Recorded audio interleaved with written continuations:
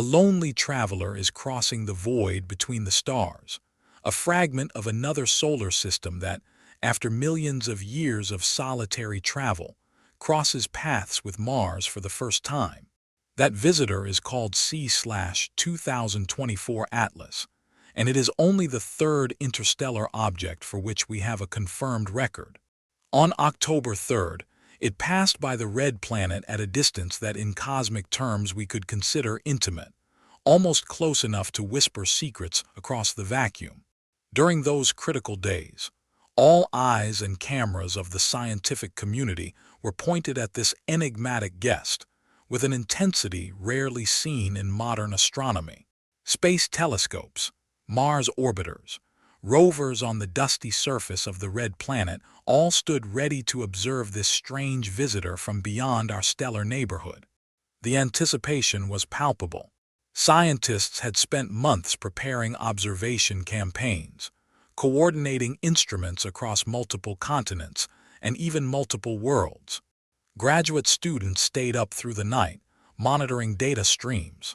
Veteran astronomers checked and rechecked their calculations, ensuring that every precious moment of this celestial encounter would be captured with maximum fidelity.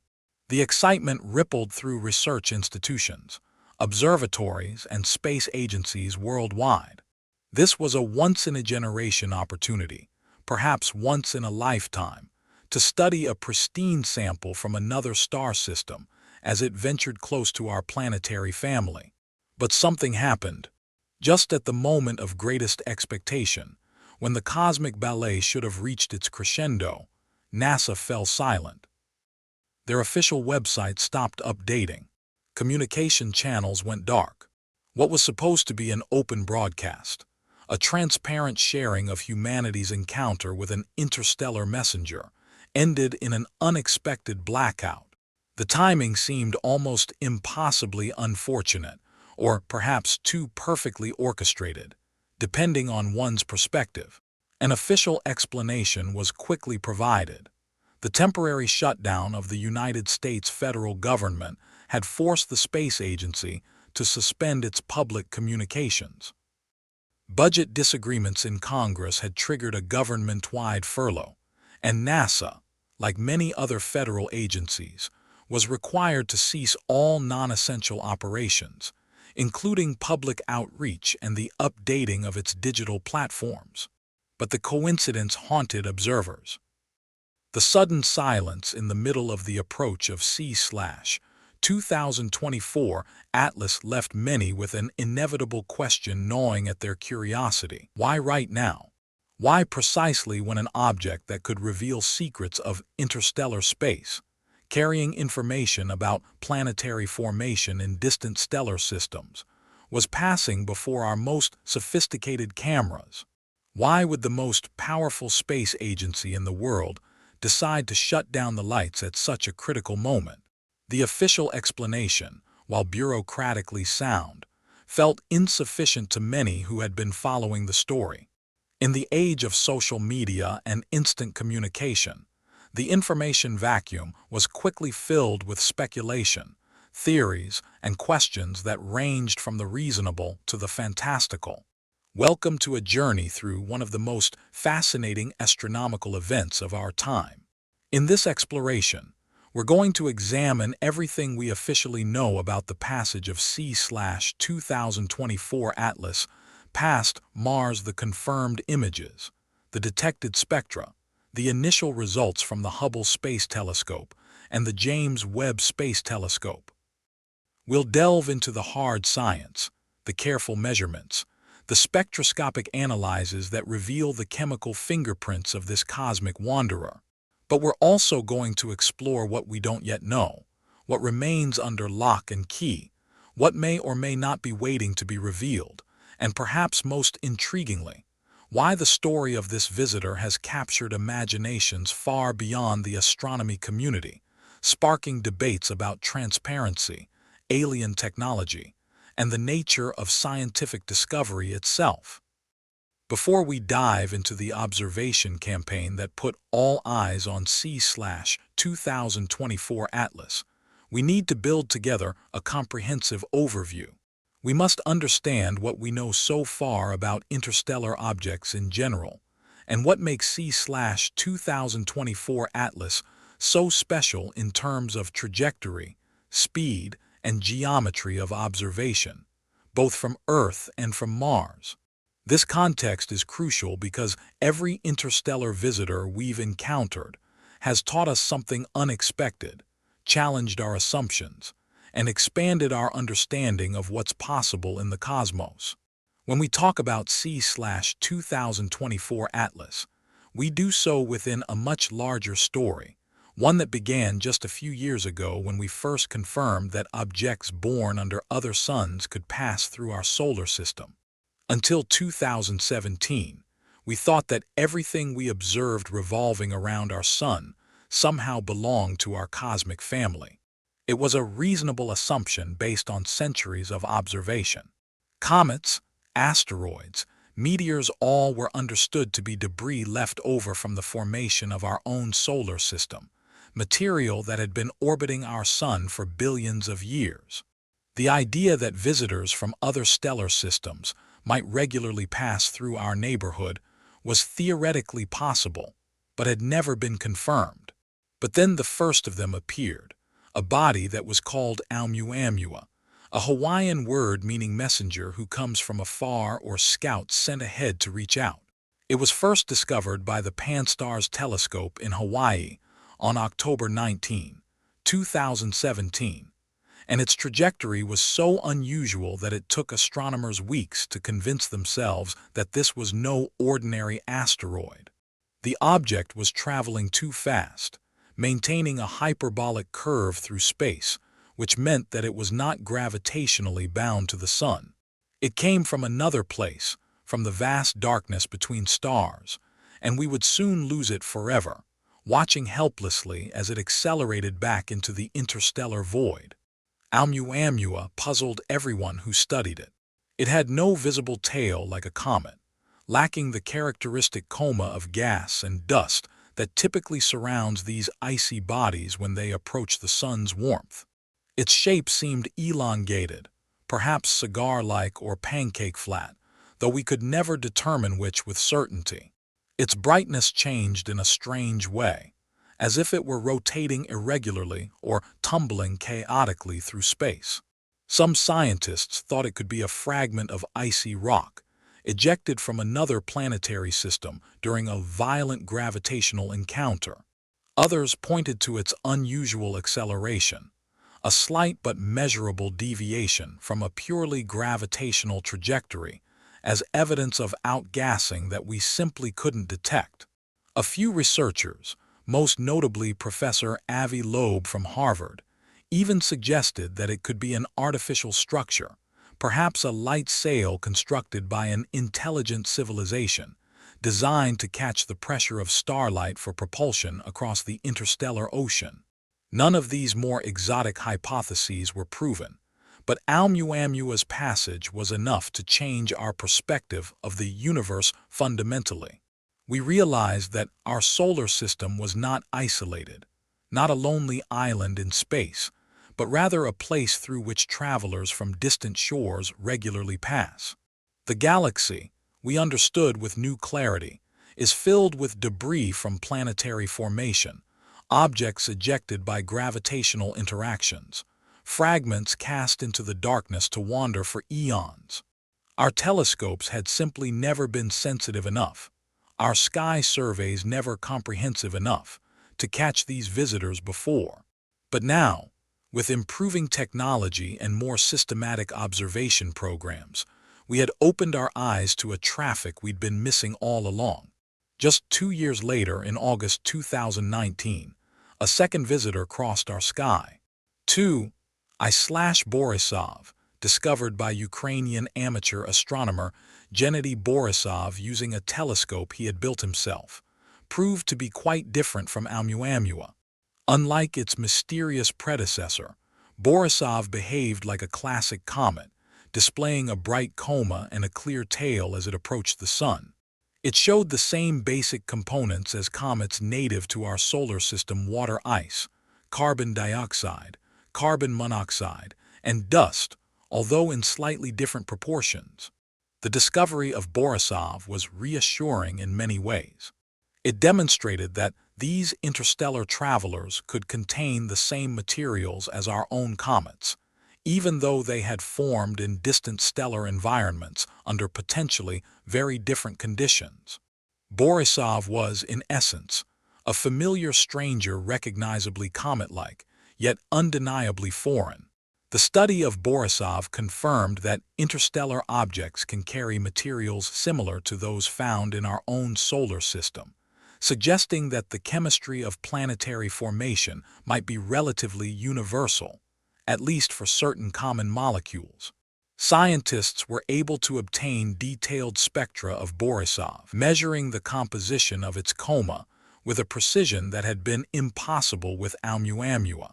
These measurements revealed a comet that wouldn't have been out of place in our own Oort cloud, that vast spherical shell of icy debris thought to surround our solar system at its outermost edge. Yet Borisov's origin was definitely elsewhere, likely ejected from its home system during the chaotic early stages of planetary formation, or perhaps during a later close encounter with a giant planet. And now, in 2025, comes the third confirmed interstellar visitor, C/2024 Atlas. This enigmatic object was detected on July 1st, 2025, by the ground-based network of observatories called ATLAS, the Asteroid Terrestrial Impact Last Alert System, operating in Chile.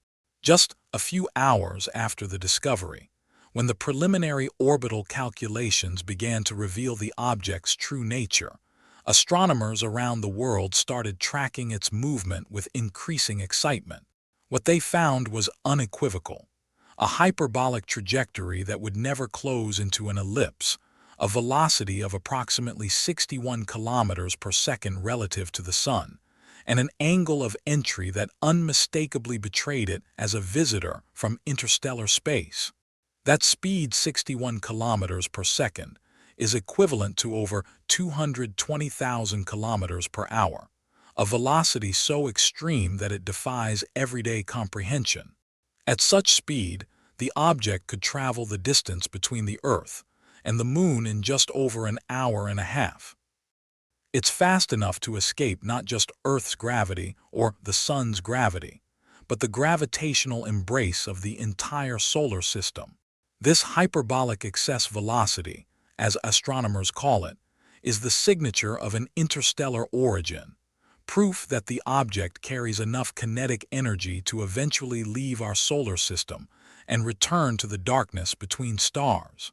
The calculated orbit showed that C/2024 Atlas' closest point to the Sun, its perihelion, would occur on October 30, 2025, at a distance of approximately 1.5 astronomical units, roughly 225 million kilometers from our star. That's well beyond Earth's orbit, between the orbits of Earth and Mars, meaning the comet would never pass especially close to our planet.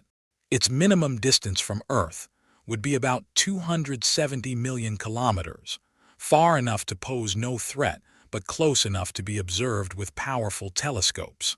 However, the orbital geometry held a special gift for planetary scientists. The comet would come remarkably close to Mars during early October, offering an observation opportunity of unprecedented value. On October 3, 2025, C/2024 Atlas would pass Mars at a distance of approximately 29 million kilometers. In astronomical terms, this is extraordinarily close for an interstellar object. To put this in perspective, 29 million kilometers is less than one-fifth of the distance between Earth and Mars at their closest approach. It's close enough that instruments on Mars orbiters circling the red planet, and even rovers on its surface, could potentially observe the comet with a clarity we've never achieved before with objects of this type. The viewing angle from Mars would be dramatically different from Earth's perspective, offering a stereoscopic view that could reveal three-dimensional structures in the comet's coma and tail. It was, quite simply, an astronomical jackpot. Current estimates indicate that the nucleus of C/2024 Atlas is probably not over 5 or 6 kilometers in diameter, though it could be considerably smaller.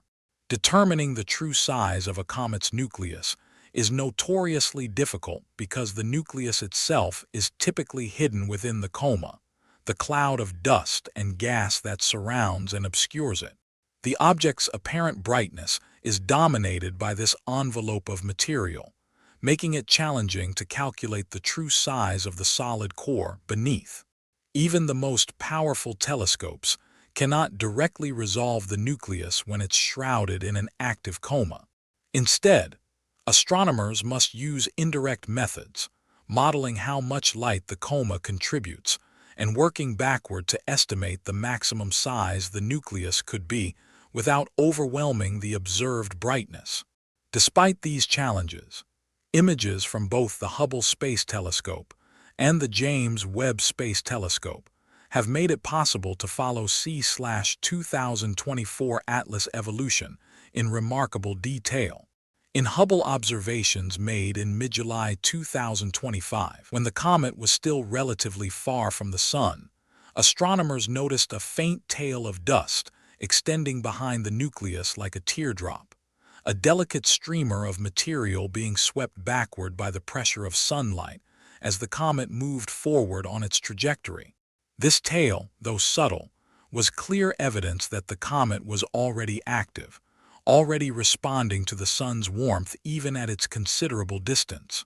The James Webb Space Telescope, with its extraordinary infrared sensitivity, took a different approach. Rather than imaging the comet in visible light, Webb analyzed its infrared spectrum, breaking down the light into its component wavelengths to identify the specific molecules present in the coma. What Webb detected was intriguing and unexpected: an unusually high proportion of carbon dioxide compared to water and carbon monoxide. In most comets from our solar system, water ice is the dominant volatile, the primary driver of cometary activity. But C/2024 Atlas appeared to be different, with carbon dioxide playing the leading role. This chemical signature suggested that the comet formed in an especially cold region of its parent system, perhaps far beyond the ice line where water freezes, in a zone where even more volatile molecules like carbon dioxide could be efficiently trapped in the forming body. The fact that C/2024 Atlas shows clear cometary activity, that it releases gases and dust as it approaches the Sun, also gives us important clues about its internal structure and composition. While Oumuamua showed no visible coma and its cometary nature remained ambiguous, and while Borisov displayed vigorous, classic cometary activity, C/2024 Atlas seems to occupy an intermediate position. It's active, releasing material into space and developing a visible coma, but not spectacularly so. Its brightness increases gradually as it approaches the Sun, like a traveler slowly awakening to solar warmth rather than suddenly bursting into activity. This measured response to solar heating tells us something about the composition and structure of its icy nucleus, about the balance of different volatile materials within it, and about how deeply the Sun's heat can penetrate its interior. Observing C/2024 Atlas from Earth is challenging for multiple reasons. The comet is relatively faint, requiring large telescopes and careful image processing to extract its signal from the background glow of the sky. Its position in the sky can place it close to the Sun's glare at certain times, making observation difficult or impossible. Weather, atmospheric turbulence, and the limitations of even the best ground-based telescopes all constrain what can be seen. Nevertheless, observatories around the world have coordinated an unprecedented international campaign. On Earth's surface, facilities like the Zwicky Transient Facility and the future Vera Rubin Observatory continue to track the comet night after night, building up a detailed record of how its brightness changes over time, how its position shifts against the background stars, and how its coma evolves. In space, the Hubble and James Webb telescopes alternate their observations, using their different instruments to capture both visible light images and infrared spectra. The idea is to build a complete portrait: chemical composition, physical size, rotation period, and the evolution of the coma over time. Each observation contributes a piece of the puzzle, a fragment of information that helps us understand not just this comet, but the nature of interstellar objects in general and the processes that shape them. But what really makes C/2024 Atlas a unique case, what elevates this encounter from merely interesting to potentially historic, is that this time the visitor won't be observed only from Earth. For the first time in the history of astronomy, multiple orbiters and rovers located on another planet, Mars, will point their cameras and instruments at the same interstellar visitor. This multi-world observation campaign represents a milestone in planetary science, a demonstration that humanity has achieved the capability to coordinate scientific investigations across multiple worlds simultaneously. From Martian orbit, an armada of spacecraft stands ready. The Mars Reconnaissance Orbiter, with its powerful high-rise camera capable of resolving features as small as 30 centimeters on the Martian surface, will attempt to image the comet. While a comet is a very different target than the Martian surface, moving, faint, and surrounded by a diffuse, coma high-rise, exceptional optics offer the possibility of capturing details in the comet's structure that would be invisible from Earth. The European Space Agency's Mars Express Orbiter, with its high-resolution stereo camera and various spectrometers, will also participate in the campaign, attempting to record the comet's position, shape, and chemical composition from its Martian vantage point. The ExoMars Trace Gas Orbiter, primarily designed to study the Martian atmosphere, will turn some of its instruments skyward, using its Ka-SIS camera to capture images and its Nomad spectrometer to search for spectral signatures of gases in the comet's coma. Even the Perseverance rover, roaming the floor of Jezero crater on Mars's surface, will participate in this cosmic observation campaign. Although Perseverance was not primarily designed to capture comets, its suite of cameras is optimized for examining rocks, studying the Martian landscape, and assisting with navigation during the nights of C/2024 Atlas closest approach. The rover will point some of its cameras skyward.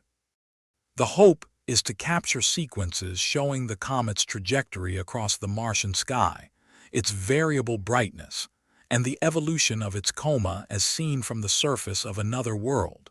These observations from Martian soil would complement the views from orbit, providing yet another perspective on this interstellar visitor.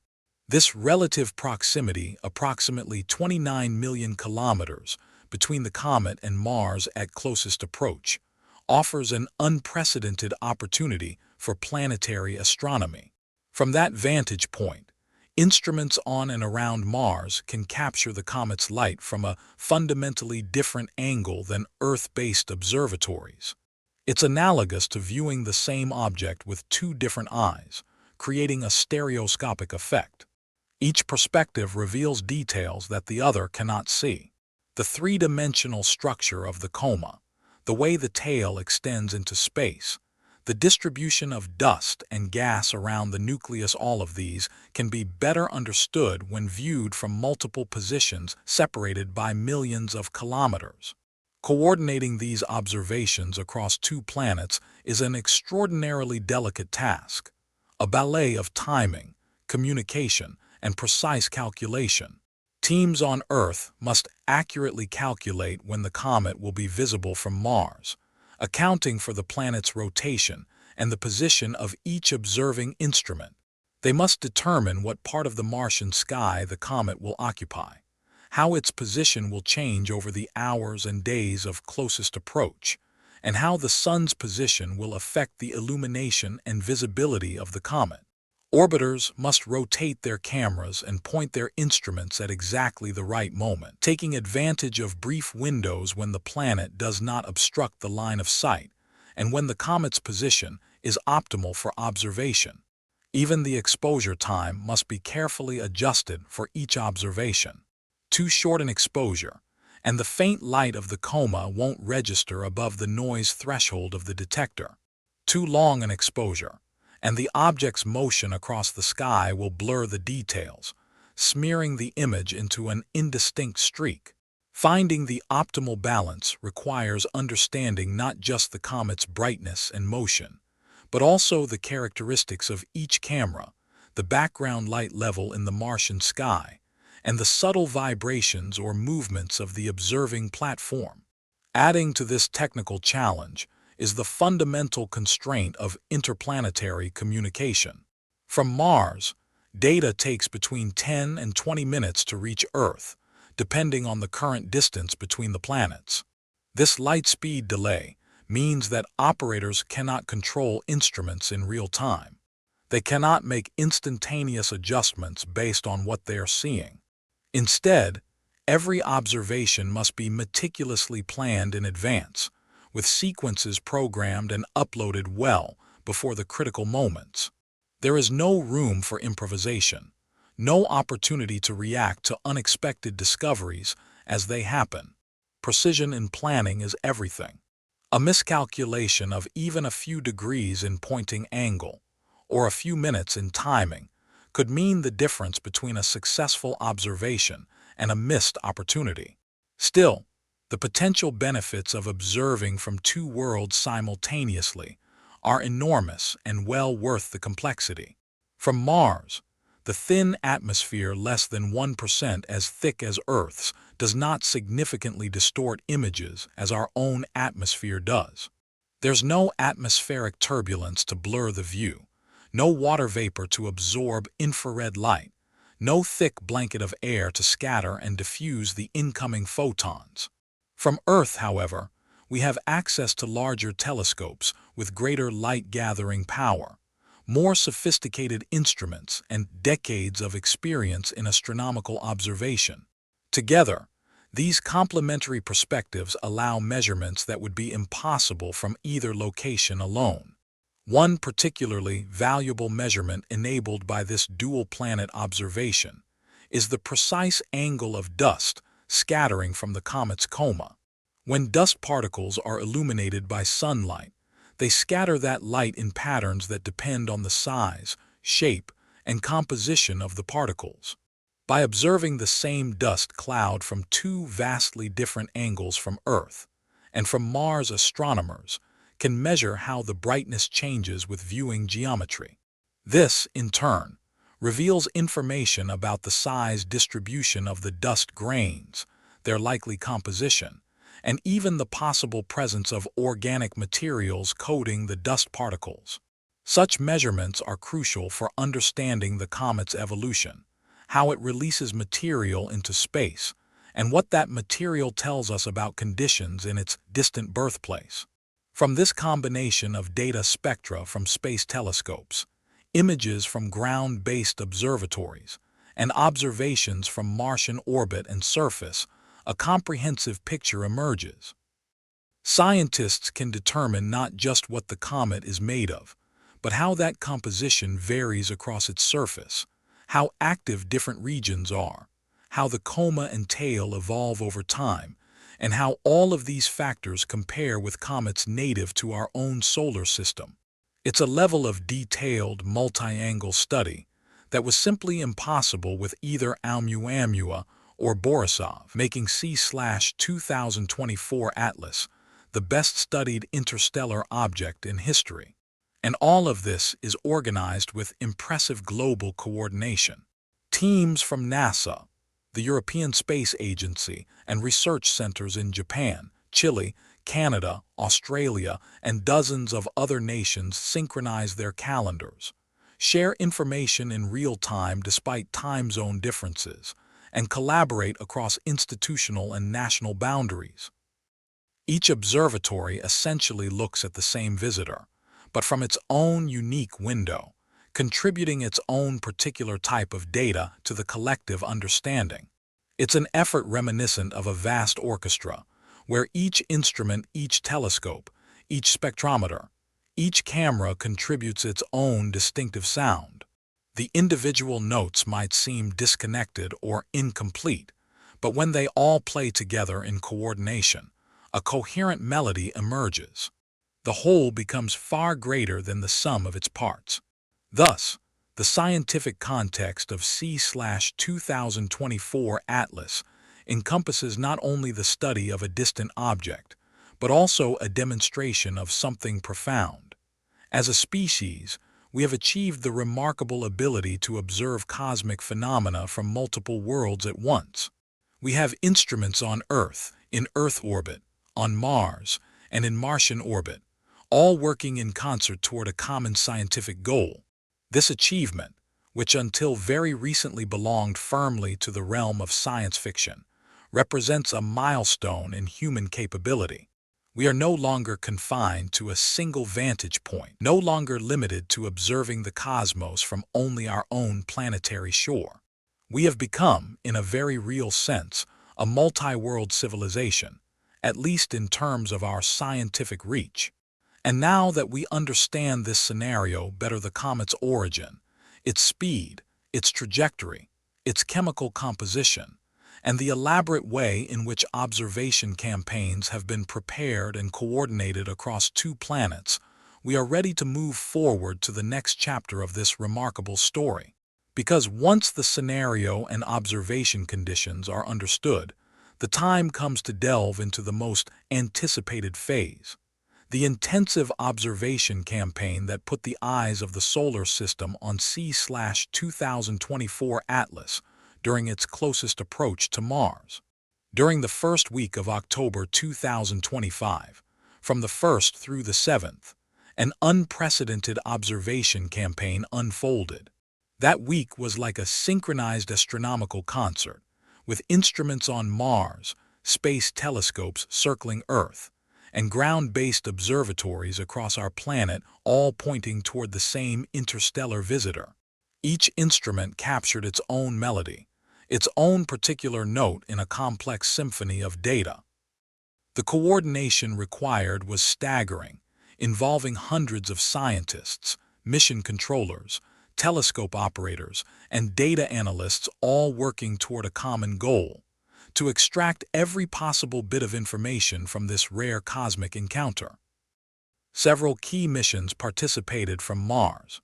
The Mars Reconnaissance Orbiter stood ready to deploy its high-resolution, high-rise camera in an attempt to capture images of the comet as it passed relatively close to the red planet.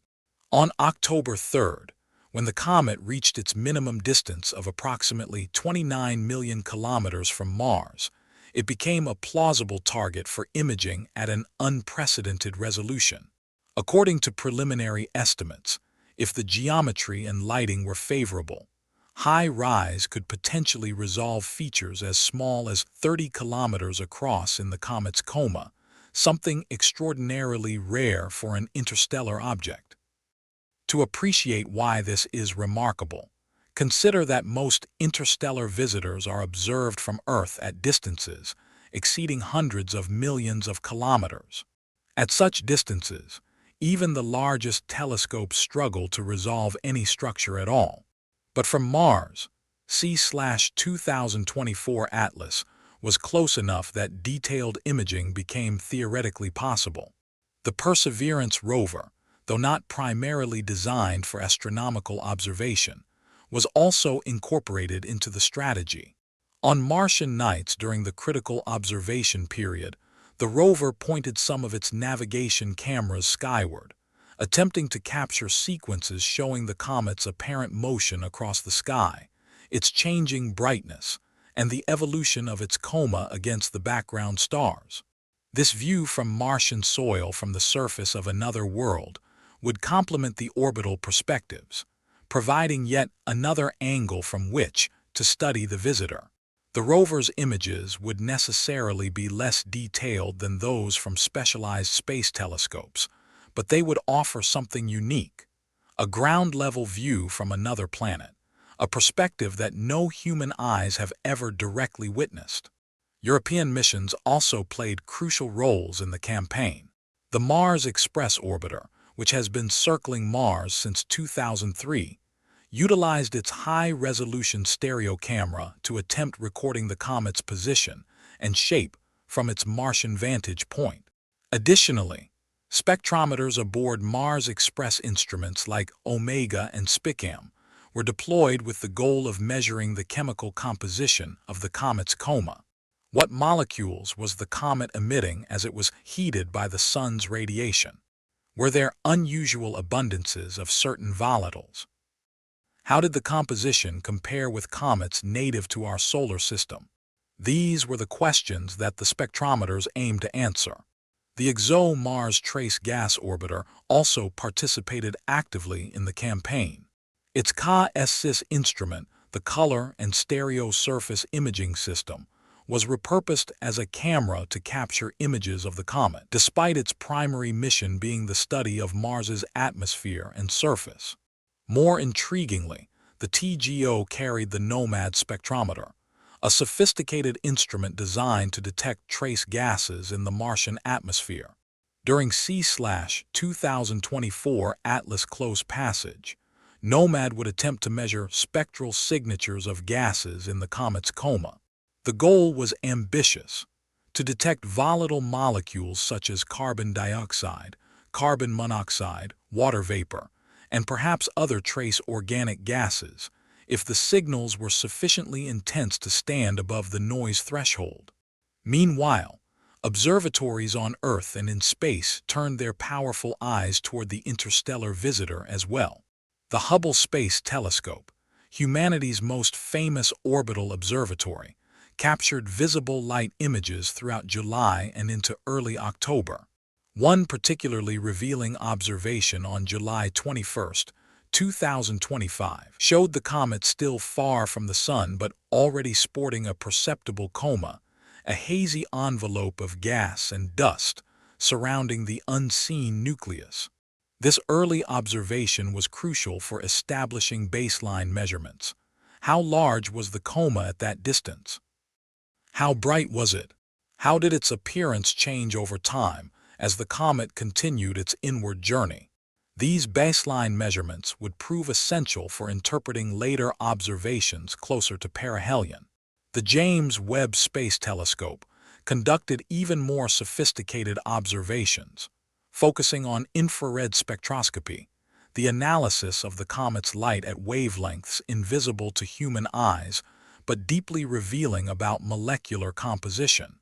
On August 6, 2025, Webb's NIR-SPEC instrument systematically explored the near-infrared spectrum from 0.6 to 5.0 micrometers, a wavelength range that captures the characteristic signatures of many important molecules.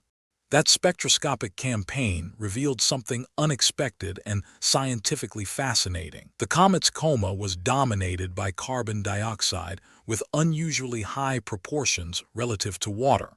In fact, preliminary analysis suggested a CO2 to H2O ratio of approximately 8:1, far higher than is typical for comets in our solar system.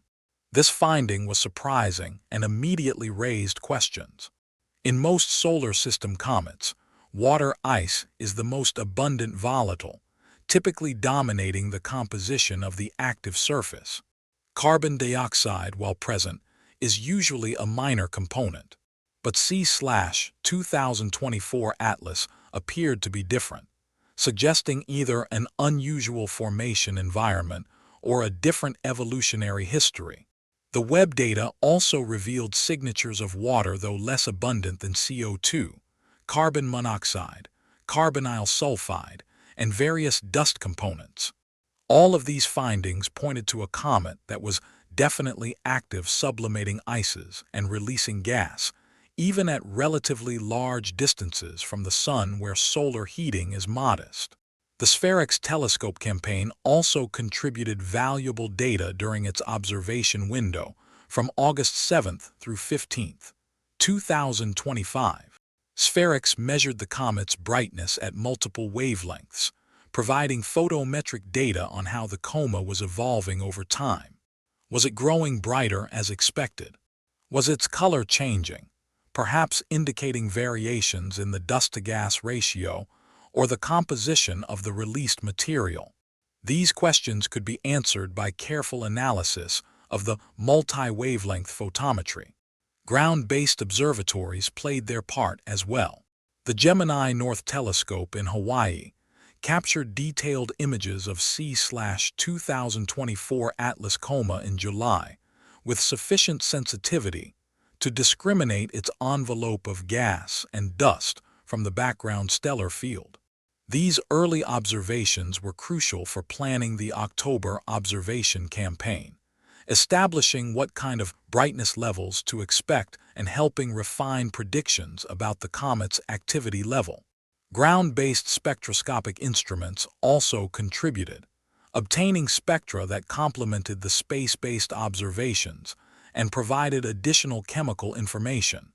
The Atlas survey itself, the same automated network that discovered the comet, continued systematic photometric monitoring from late March through August and beyond, measuring how the coma grew over time, how its color changed, and how its absolute brightness varied depending on its distance from the Sun. That long baseline monitoring was essential for predicting how bright the comet might be during its closest approach to Mars and determining what instruments would have the best chance of detecting it. Ultraviolet observations added another dimension to our understanding. Instruments on satellites, such as the Neil Gehrels Swift Observatory, detected emissions of hydroxyl radicals, OH molecules, which are produced by the breakdown of water molecules in the coma. This detection implied that C/2024 Atlas was already exhibiting water activity, releasing water vapor that was then being broken apart by solar ultraviolet radiation. The hydroxyl signal provided strong confirmation that the comet contained water ice, even if that water seemed to be less abundant than the carbon dioxide. The success of the entire multi-planet campaign depended critically on the geometry of the observation opportunity specifically, how the Sun, Mars, Earth, and the comet were aligned in space during early October. During the period from October 1st through 7th, Mars and C/2024 Atlas were relatively close, separated by less than 30 million kilometers. This proximity offered a window for observing the comet with better resolution from Mars than from Earth, which was at that time relatively farther away and experiencing less favorable lighting geometry. The Martian proximity allowed instruments on and orbiting Mars to view the comet from angles dramatically different from those available to terrestrial telescopes, opening up a stereoscopic, three-dimensional view of the comet's coma, tail, and dynamic behavior. A critical complicating factor was that during this same period, Earth was approaching what astronomers call solar conjunction, a geometric configuration in which Mars, the Sun, and Earth are nearly aligned. This made observations from Earth difficult because the comet appeared close to the Sun's glare in our sky. Trying to observe a faint comet near the brilliant disk of the Sun is like trying to spot a firefly next to a searchlight, technically possible with the right equipment and techniques, but enormously challenging. This solar conjunction meant that many of the most scientifically valuable observations during the October flyby would necessarily come from Martian instruments rather than Earth-based ones. Indeed, from Earth's perspective during that critical week, the comet rose behind the Sun, making daytime observation necessary and dramatically increasing the difficulty. Meanwhile, from Mars, C/2024 Atlas could still be observed with relative clarity against the darker Martian sky, unhindered by the Sun's overwhelming glare. The illumination geometry presented its own set of challenges and constraints. For the coma and tail to stand out clearly in images, the sun needed to illuminate them well from the perspective of the observing instruments. If the comet appeared backlit with the sun behind it relative to the observer, its glow would be much fainter, with mainly scattered light visible. If it was front-lit with the sun illuminating the visible side, the dust and gas would scatter sunlight more efficiently toward the observer, creating a brighter, more easily detected signal. The observation teams therefore carefully calculated the phase angles, the angle between the sun, the comet, and each observing instrument for every planned observation, optimizing the schedule to take advantage of the most favorable lighting conditions. On Martian nights during those critical days of early October, the strategy was to observe when the comet was sufficiently high above the horizon and well positioned against the dark sky, while the coma remained illuminated by sunlight. This delicate balance between darkness for the background sky and illumination for the target required precise timing. Each orbit, each rotation of Mars, offered different opportunities and challenges, and the teams had to prioritize which observations would yield the most valuable scientific return. During those intense days of coordinated observation, each instrument captured different types of data, each contributing a unique perspective to the overall scientific picture. Cameras obtained images of the coma and tail, revealing their shape, structure, and extent. Spectrometers measured which gases and molecules were present in the coma, providing chemical fingerprints that could be compared with theoretical models and with other comets. Photometric instruments tracked how the brightness changed over time, potentially revealing rotation periods, variations in activity, or sudden outbursts of material. Astrometric measurements provided precise coordinates, tracking the comet's projected motion against the background of distant stars and allowing refinement of its orbital calculations. The combination of all these measurements allows scientists to reconstruct the evolution of the comet over time. How much matter is it releasing into space each second? What types of compounds dominate that release, and how do the proportions change as solar heating increases? How does the density of dust in the coma vary with distance from the nucleus? Is the activity uniform across the comet's surface, or are there jets emanating from specific active regions? Is there evidence of asymmetry, with more material released from the sunlit hemisphere than the shadowed side? Even the polarization of light reflected by dust particles in the coma provides valuable information about the size and shape of those particles, a detailed clue about the nature of the material being released from this interstellar visitor. Some instruments attempted even more sophisticated measurements.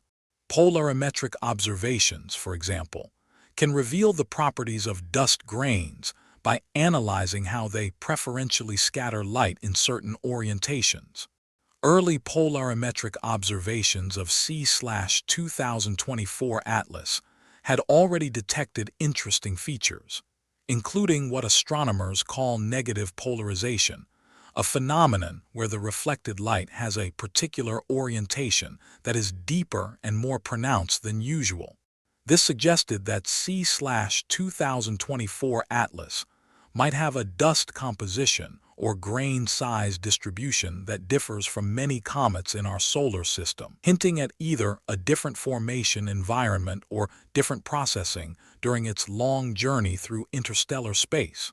Not every instrument achieved a clear, unambiguous signal during the observation campaign. Some spectra were too faint to extract meaningful information, buried beneath instrumental noise and background light. Some images showed nothing more than a blurry point of light, barely distinguishable from background stars. But even these unsuccessful attempts have scientific value.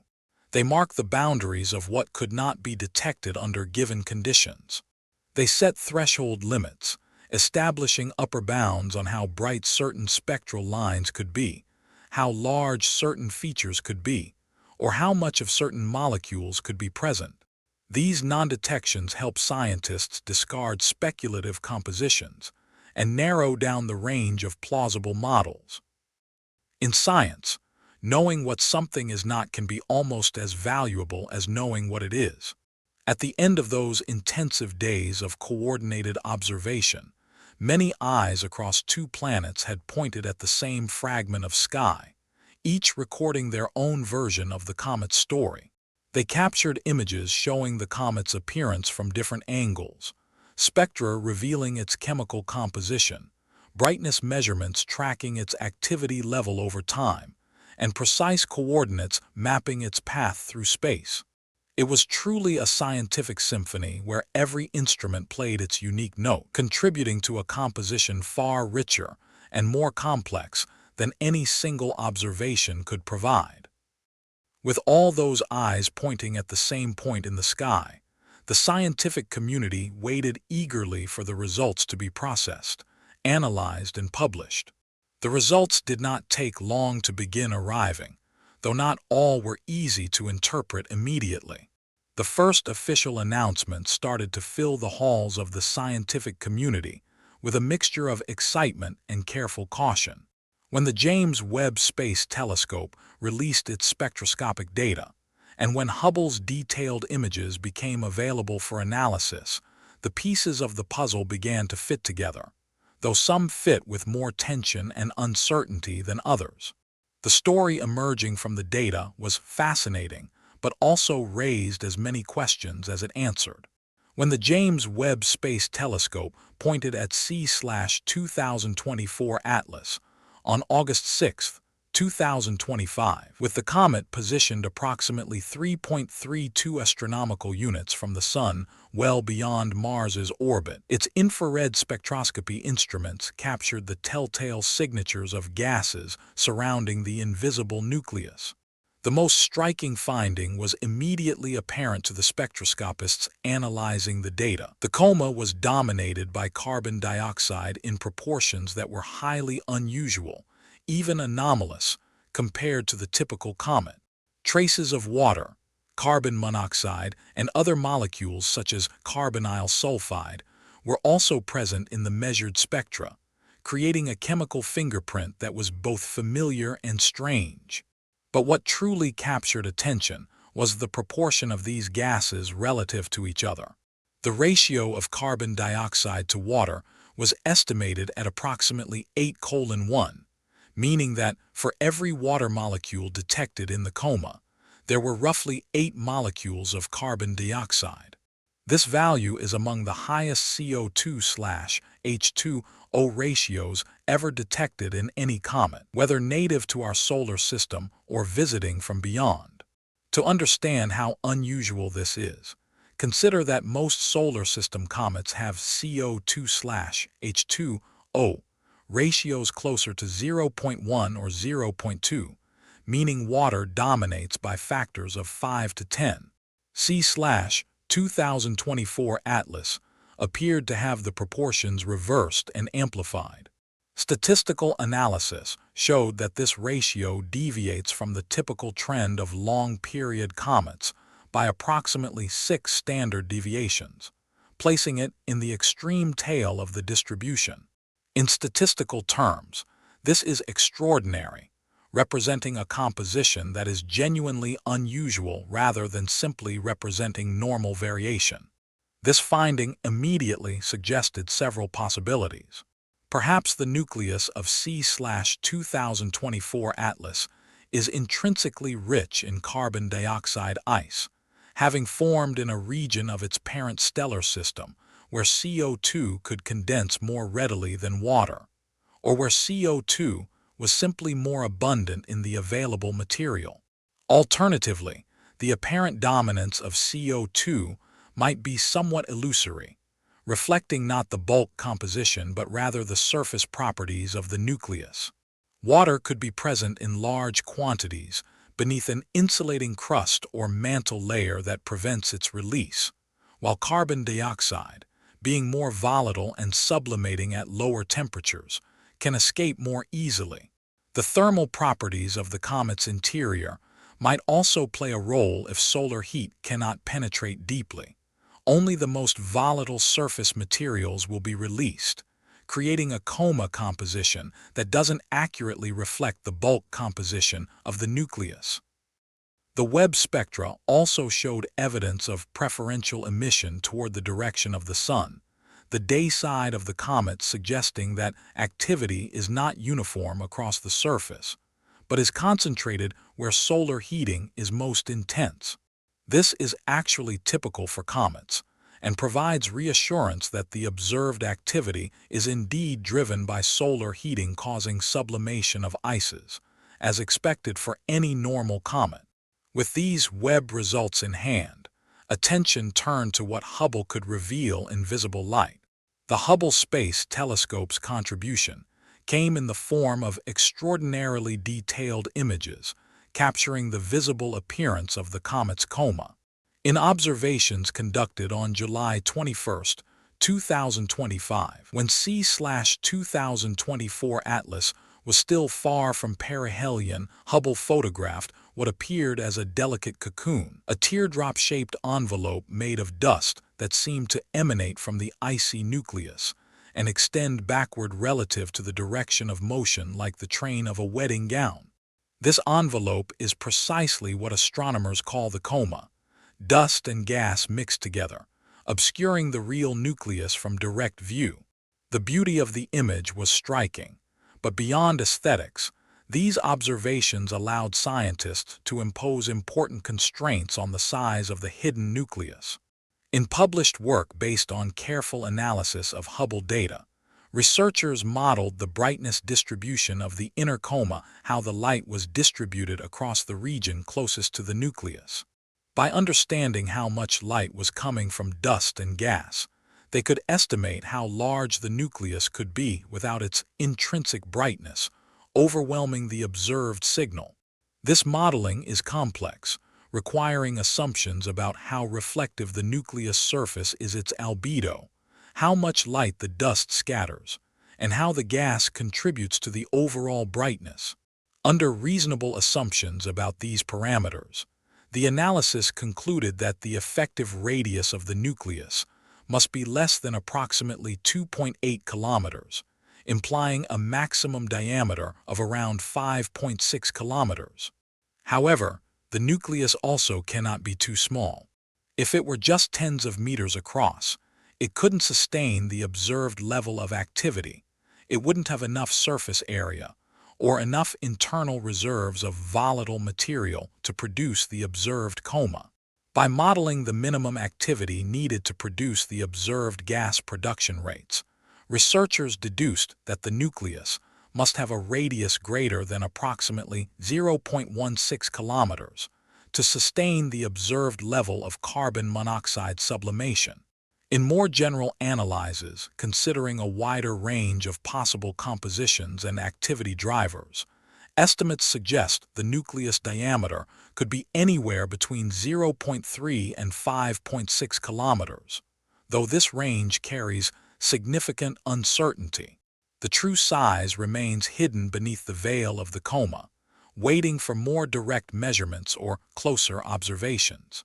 The study of ejected dust from C/2024 Atlas allowed researchers to estimate mass loss rates, providing insights into how actively the comet was shedding material. Focusing on particles with average sizes between 1 and 100 micrometers, the size range most effective at scattering sunlight and creating the visible coma, researchers calculated that the comet could be losing between 6 and 60 kilograms per second of dust. This wide range reflects genuine uncertainty. The actual mass loss depends strongly on assumptions about how fine the particles are, how much light they reflect, how they're distributed in the coma, and what fraction of the total ejected mass falls within the measured size range. Larger particles are harder to detect, but could represent a significant fraction of the total mass being released. Smaller particles might be so numerous that they dominate the visible appearance despite their tiny individual masses. The confirmed cometary activity, the fact that gases and particles are definitely being detected, demonstrates that C/2024 Atlas is already responding to solar heating. Volatile ices within the nucleus are sublimating, transitioning directly from solid to gas without passing through a liquid phase, as they must in the vacuum of space. The fact that carbon dioxide dominates this outgassing implies that C/2024 Atlas may be losing mass more efficiently through CO2 sublimation than through water sublimation, contrary to the pattern seen in most solar system comets, where water increasingly dominates as comets approach the Sun. This difference is scientifically valuable because it suggests that not all comets, and particularly not all interstellar comets, follow the same evolutionary pattern. Formation conditions in other stellar systems might produce bodies with quite different volatile inventories. However, not all results from the observation campaign are firm or completely clear. A recent scientific debate has emerged regarding whether the evidence for water in C/2024 Atlas coma is entirely robust. In published works, some authors have questioned whether the spectral features attributed to water are unambiguous or might have alternative interpretations. Water detection, particularly when the signals are relatively weak, can be challenging because water's spectral signatures can overlap with those of other molecules or can be affected by instrumental artifacts.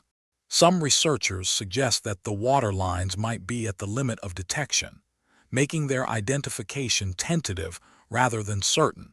This uncertainty is especially relevant given that the CO2/H2O ratio is so high if the water detection is weak or ambiguous. Then the dominance of carbon dioxide is even more dramatic than initial reports suggested. There's also significant margin for error in estimates of the nucleus size. Since the nucleus itself is hidden within the coma, no current image shows it naked and exposed. All that astronomers can do is impose limits based on models of how the coma contributes to the total observed brightness. These models require assumptions about dust reflectivity, gas emission rates, and the distribution of material around the nucleus, all of which carry uncertainties. Therefore, while researchers estimate a maximum diameter of roughly 5 to 6 kilometers, the actual nucleus could be substantially smaller, perhaps even just a few hundred meters across. Until we can directly image the nucleus, perhaps during a future dedicated mission to an interstellar object, this uncertainty will persist. Another piece of data still under careful review is the precise emission rate of gases other than carbon dioxide. While carbon monoxide and carbonyl sulfide appear in the James Webb spectra, their specific abundances are more difficult to quantify accurately. The signals are weaker than those of CO2, which means they're more susceptible to noise, more easily confused with instrumental artifacts or telluric contamination from Earth's atmosphere in the case of ground-based observations, and more sensitive to assumptions about temperature, excitation conditions, and the spatial distribution of the gas in the coma. Spectral resolution, the ability to distinguish closely spaced wavelengths, also affects how well different molecular lines can be separated and measured. Additionally, there may be effects from absorption by other molecules in the line of sight, or from dust grains that might absorb certain wavelengths more than others, complicating the interpretation. The contributions of dust to the comet's overall appearance and measured properties are also subjects of ongoing investigation. How much of the observed brightness comes from dust scattering sunlight, and how much comes from gas emission and fluorescence? How are these two components distributed spatially in the coma? What is the dust-to-gas mass ratio, a fundamental parameter that describes the relative importance of solid and gaseous material in the coma? These questions require careful modeling and cross-comparison of different types of observations. Dust grains themselves can have complex properties. They might be bare silicate or carbonaceous particles, or they might be coated with organic mantles. They might be spherical or highly irregular. All of these factors affect how they scatter light and therefore how we interpret observations. Activity patterns across different regions of the comet are also being actively analyzed. The fact that gas emission appears concentrated toward the sunlit side is expected and reassuring, but determining which specific areas of the nucleus are most active and why requires higher angular resolution than has been achieved so far. Are there discrete jets emanating from specific active regions, perhaps where fresher, more volatile-rich ice is exposed? Or is the activity relatively diffuse, occurring across most of the illuminated hemisphere? Does the activity vary with the comet's rotation, as different faces turn toward the sun? These questions will require detailed analysis of time series observations and careful modeling of the comet's shape, rotation state, and surface properties. Finally, there are pending confirmations regarding other trace gases that may or may not be present in the coma. For example, cyanogen CN molecules have been detected in ground-based observations of many comets and are sometimes reported for C/2024 Atlas in preliminary analyses. But confirming these detections with certainty, measuring accurate abundances, and understanding how they relate to the comet's chemical origin all require additional work. Some molecules might be present, but below detection thresholds. Others might be misidentified due to spectral confusion. The process of confirming, measuring, and interpreting the complete chemical inventory of an interstellar comet is painstaking and time-consuming. Thus, the officially confirmed results provide a fascinating but incomplete picture. C/2024 Atlas is definitely an active interstellar comet with a coma dominated by carbon dioxide and traces of other gases, all surrounded by a dusty envelope. Its nucleus, while not directly visible, is estimated to have dimensions ranging from hundreds of meters to a few kilometers. But this visitor also leaves many questions unanswered. Exactly how much water does it contain, and why is it so difficult to detect? What is the true size of the nucleus? How does its activity vary over time, and with changes in solar illumination and viewing geometry? As the comet continues toward perihelion, and then recedes, ongoing observations will help answer some of these questions, though others may remain mysteries until we can send a spacecraft to visit an interstellar object directly. During the critical days of October 2nd and 3rd, when C/2024 Atlas made its closest approach to Mars, some astronomers and keen-eyed amateurs scrutinized the publicly released images sent back by the Perseverance rover, searching for visual evidence of the comet's passage. What emerged were what some observers called candidate captures, ambiguous spots, faint traces, elongated streaks that could correspond to the comet, or could equally be simple artifacts, reflections, or distortions caused by the rover's movement, long exposure times, or image processing techniques. One of the most discussed images came from the rover's navigation camera system, the navcams, which are primarily designed for short-range navigation on the Martian surface, but can also image the sky above. In one sequence of night sky images, observers noticed an elongated luminous band crossing the dark background. The most widely circulated interpretation was that this line corresponded to the apparent trajectory of the comet captured over an extended exposure period. As the object moved across the sky relative to the rover's position, the long exposure stretched its image into a line rather than a point. This technique, sometimes called image stacking or long exposure tracking, is commonly used in astronomy to make faint objects more visible by accumulating their light over time. Professor Avi Loeb, the prominent Harvard astronomer known for his willingness to consider unconventional hypotheses about interstellar objects, analyzed this particular image in detail. He argued that the visible trace in the Perseverance image is approximately 1,000 times longer than the estimated maximum diameter of the comet's nucleus. This dramatic discrepancy strongly suggests that the elongation is indeed an effect of the integration time of the sensor, how long the camera's shutter was open, rather than an actual extended structure in space. Loeb estimated that given the comet's relative velocity with respect to Mars and plausible exposure times on the order of 10 minutes for a stacked sequence, the object could have traveled approximately 50,000 kilometers during the capture period. This would naturally create an elongated streak in the final processed image. The key point, as Loeb emphasized, is that if the comet were a point-like object at each instant as it should be if we're observing a small nucleus surrounded by a diffuse coma, then each individual frame with exposures up to about 3.28 seconds would show it as a slightly blurred dot, not an elongated line. The stroke-like appearance only emerges when combining many frames taken over an extended period, during which the comet's position shifted noticeably.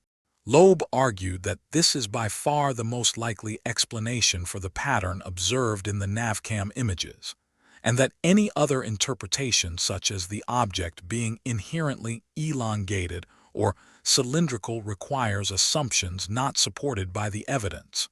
Nevertheless, some media outlets and social media channels seized upon the viral image and began to speculate wildly.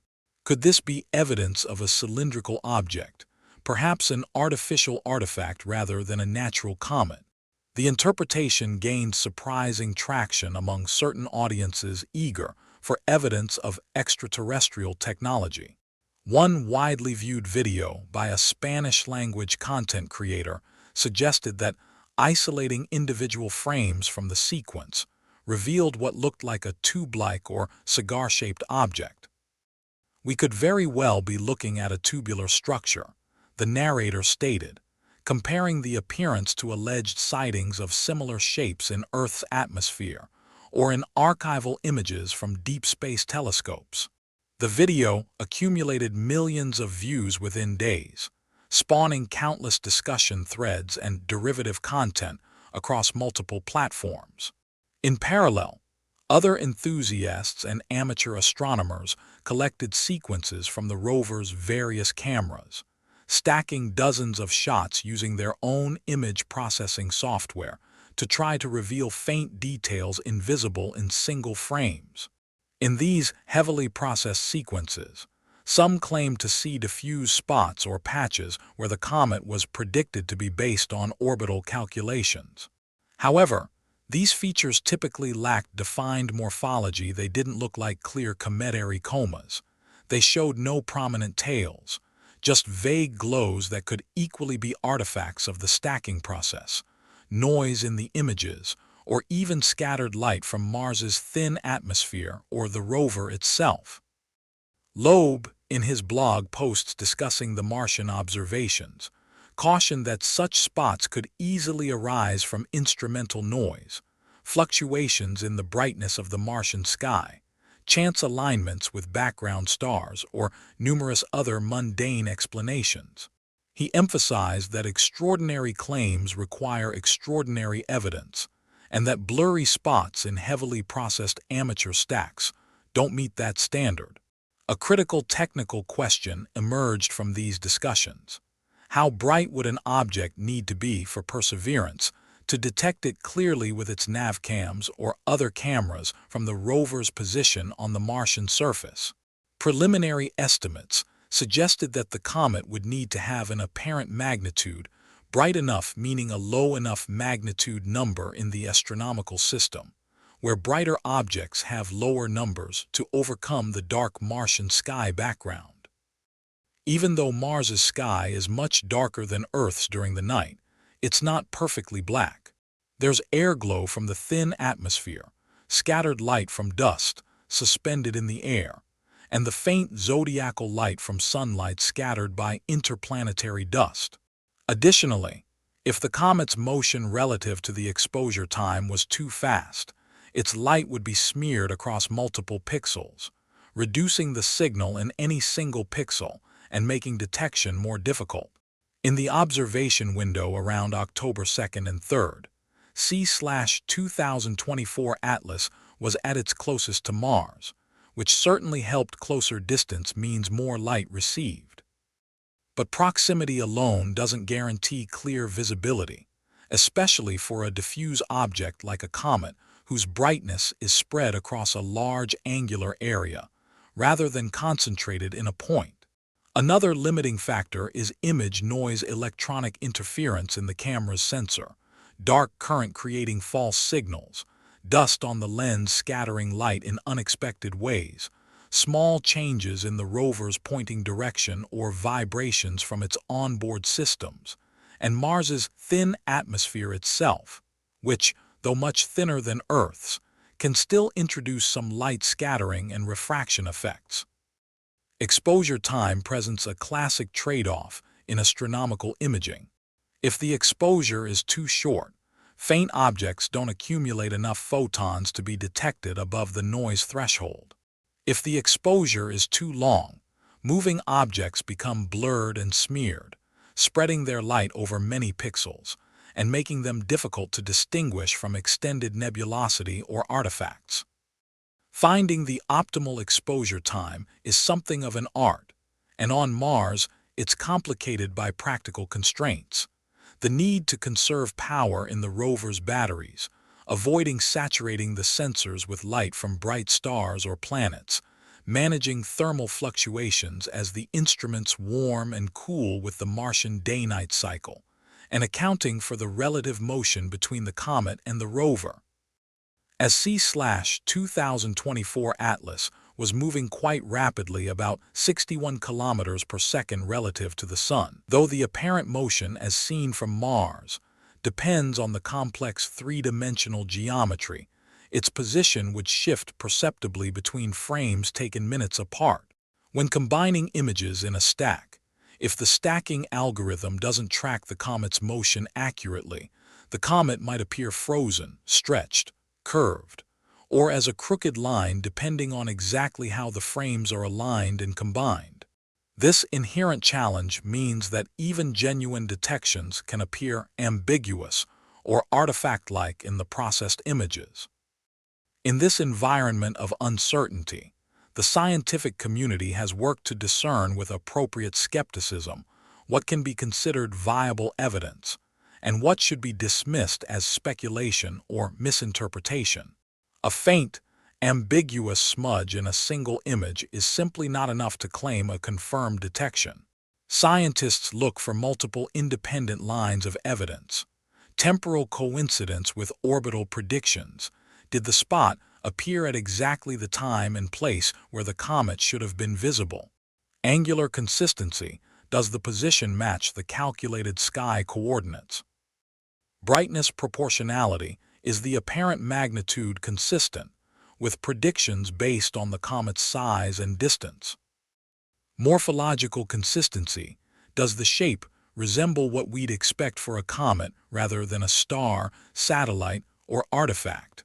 And perhaps most importantly, reproducibility. Can the detection be confirmed in multiple independent images or by multiple independent instruments?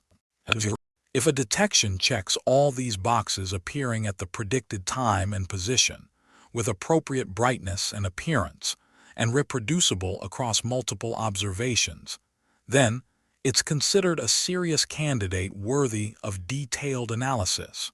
But even then, it's not considered definitive until it passes peer review, survives scrutiny by independent researchers, and is published in the scientific literature with full documentation of the methods used. For example, if a spot appears precisely where models predict C/2024 Atlas should be visible from Mars at a specific time. This strengthens the hypothesis that it's a real detection rather than noise. If, furthermore, the spot's brightness varies in a way consistent with the comet's predicted activity and changing distance, that adds credibility. If multiple cameras on different instruments or platforms capture similar features independently, the case becomes even stronger.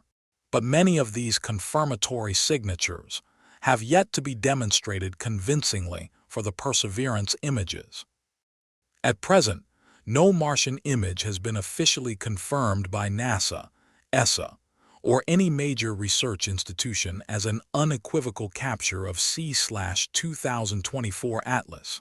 Neither NASA nor the agencies operating the various Martian missions have published statements asserting that the spots and streaks circulating on social media definitely show the comet. This doesn't necessarily mean the features aren't real detections. Absence of confirmation is not confirmation of absence, but it does mean the data must be subjected to rigorous scrutiny, proper calibration, and thorough review before any claims can be accepted. The process of validation requires correlating observations from multiple Martian instruments, both in orbit and on the surface, comparing them with exact trajectory predictions derived from precise orbital calculations and brightness models, and systematically ruling out possible false positives such as cosmic rays hitting the detector, hot pixels in the camera sensor, scattered light from nearby bright objects, or chance alignments with background stars. This is painstaking work that cannot be rushed, regardless of public eagerness for answers. Expectations remain high for future official publications.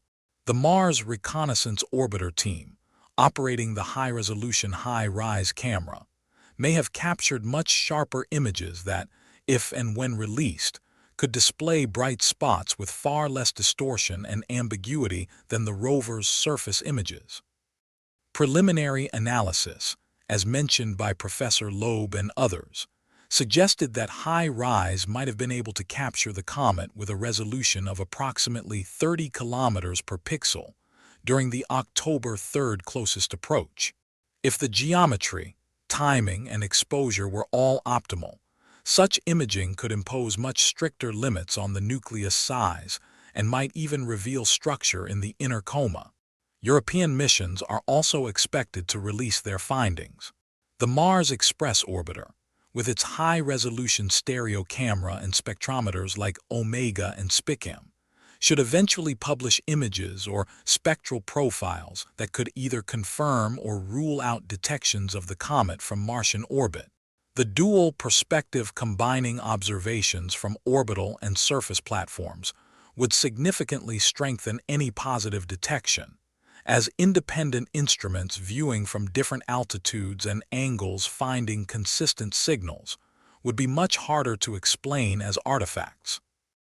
Another eagerly awaited release is the full set of raw images from Perseverance, along with complete technical metadata, exposure parameters, information about any image stacking or processing applied, exact times between shots, and photometric calibration data. With access to this complete dataset, independent researchers outside the immediate mission teams will be able to replicate analyses, adjust their own stacking algorithms, evaluate noise characteristics and contrast levels, and determine whether any spots or streaks align precisely with the comet's orbital predictions. This kind of independent verification is a cornerstone of the scientific method, ensuring that results don't depend on the interpretation of a single group, but can be reproduced by others working from the same raw data. Combined international teams might also compare Martian images with near-simultaneous results from Hubble, James Webb, and ground-based telescopes.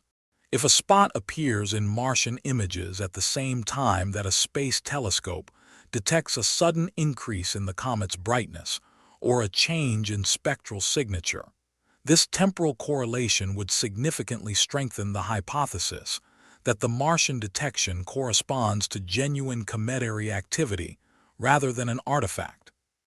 Such cross-validation across completely independent observation platforms is among the most powerful forms of evidence in observational astronomy.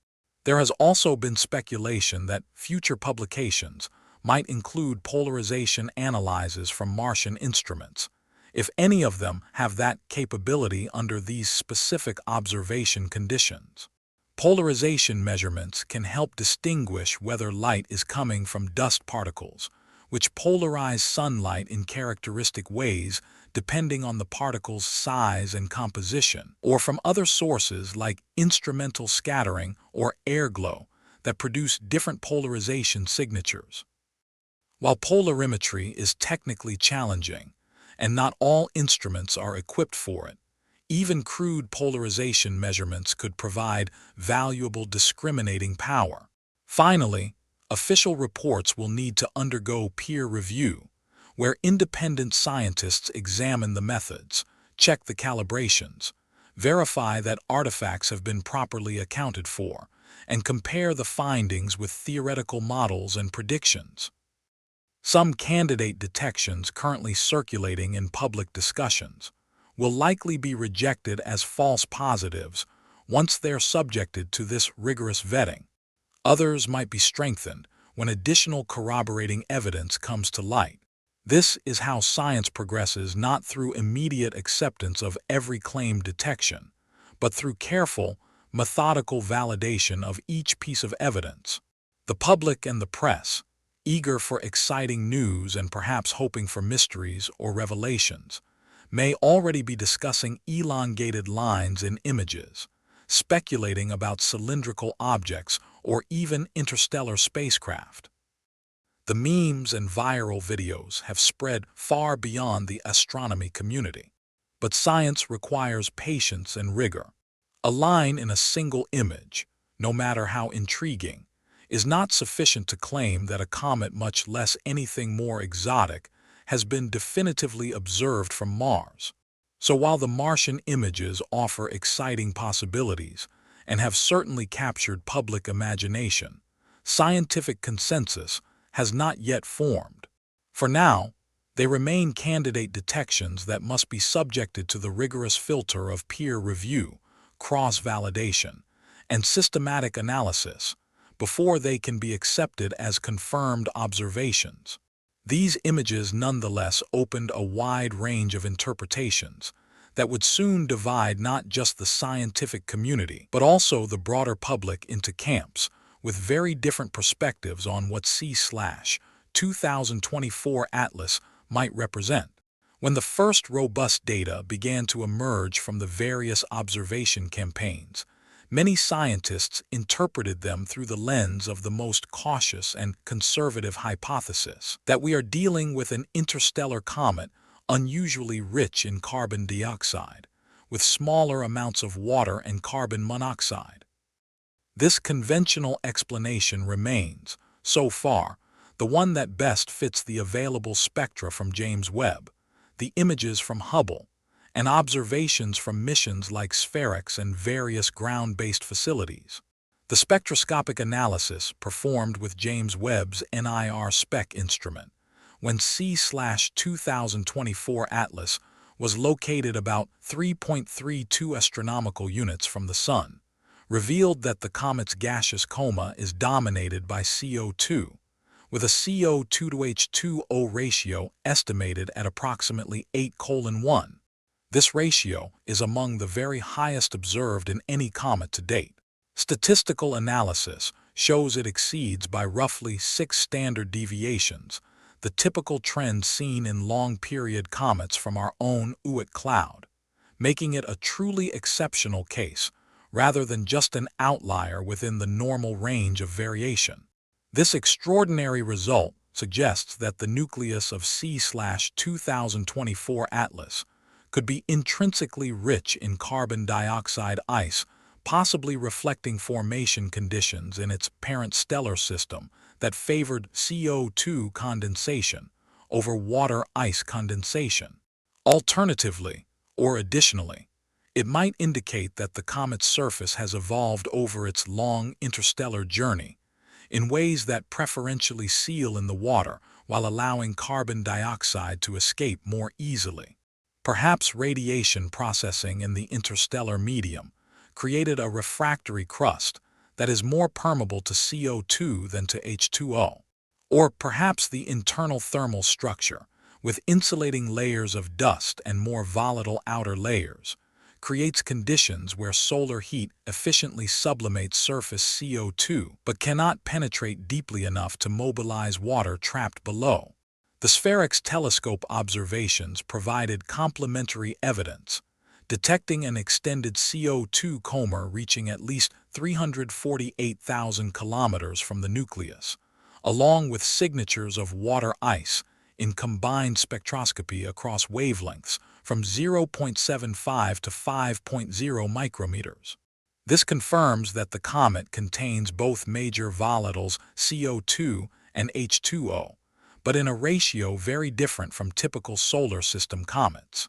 The presence of carbon monoxide and trace gases like carbonyl sulfide adds further chemical complexity, painting a picture of a comet whose composition reflects either unusual formation conditions or unusual evolutionary history, or both.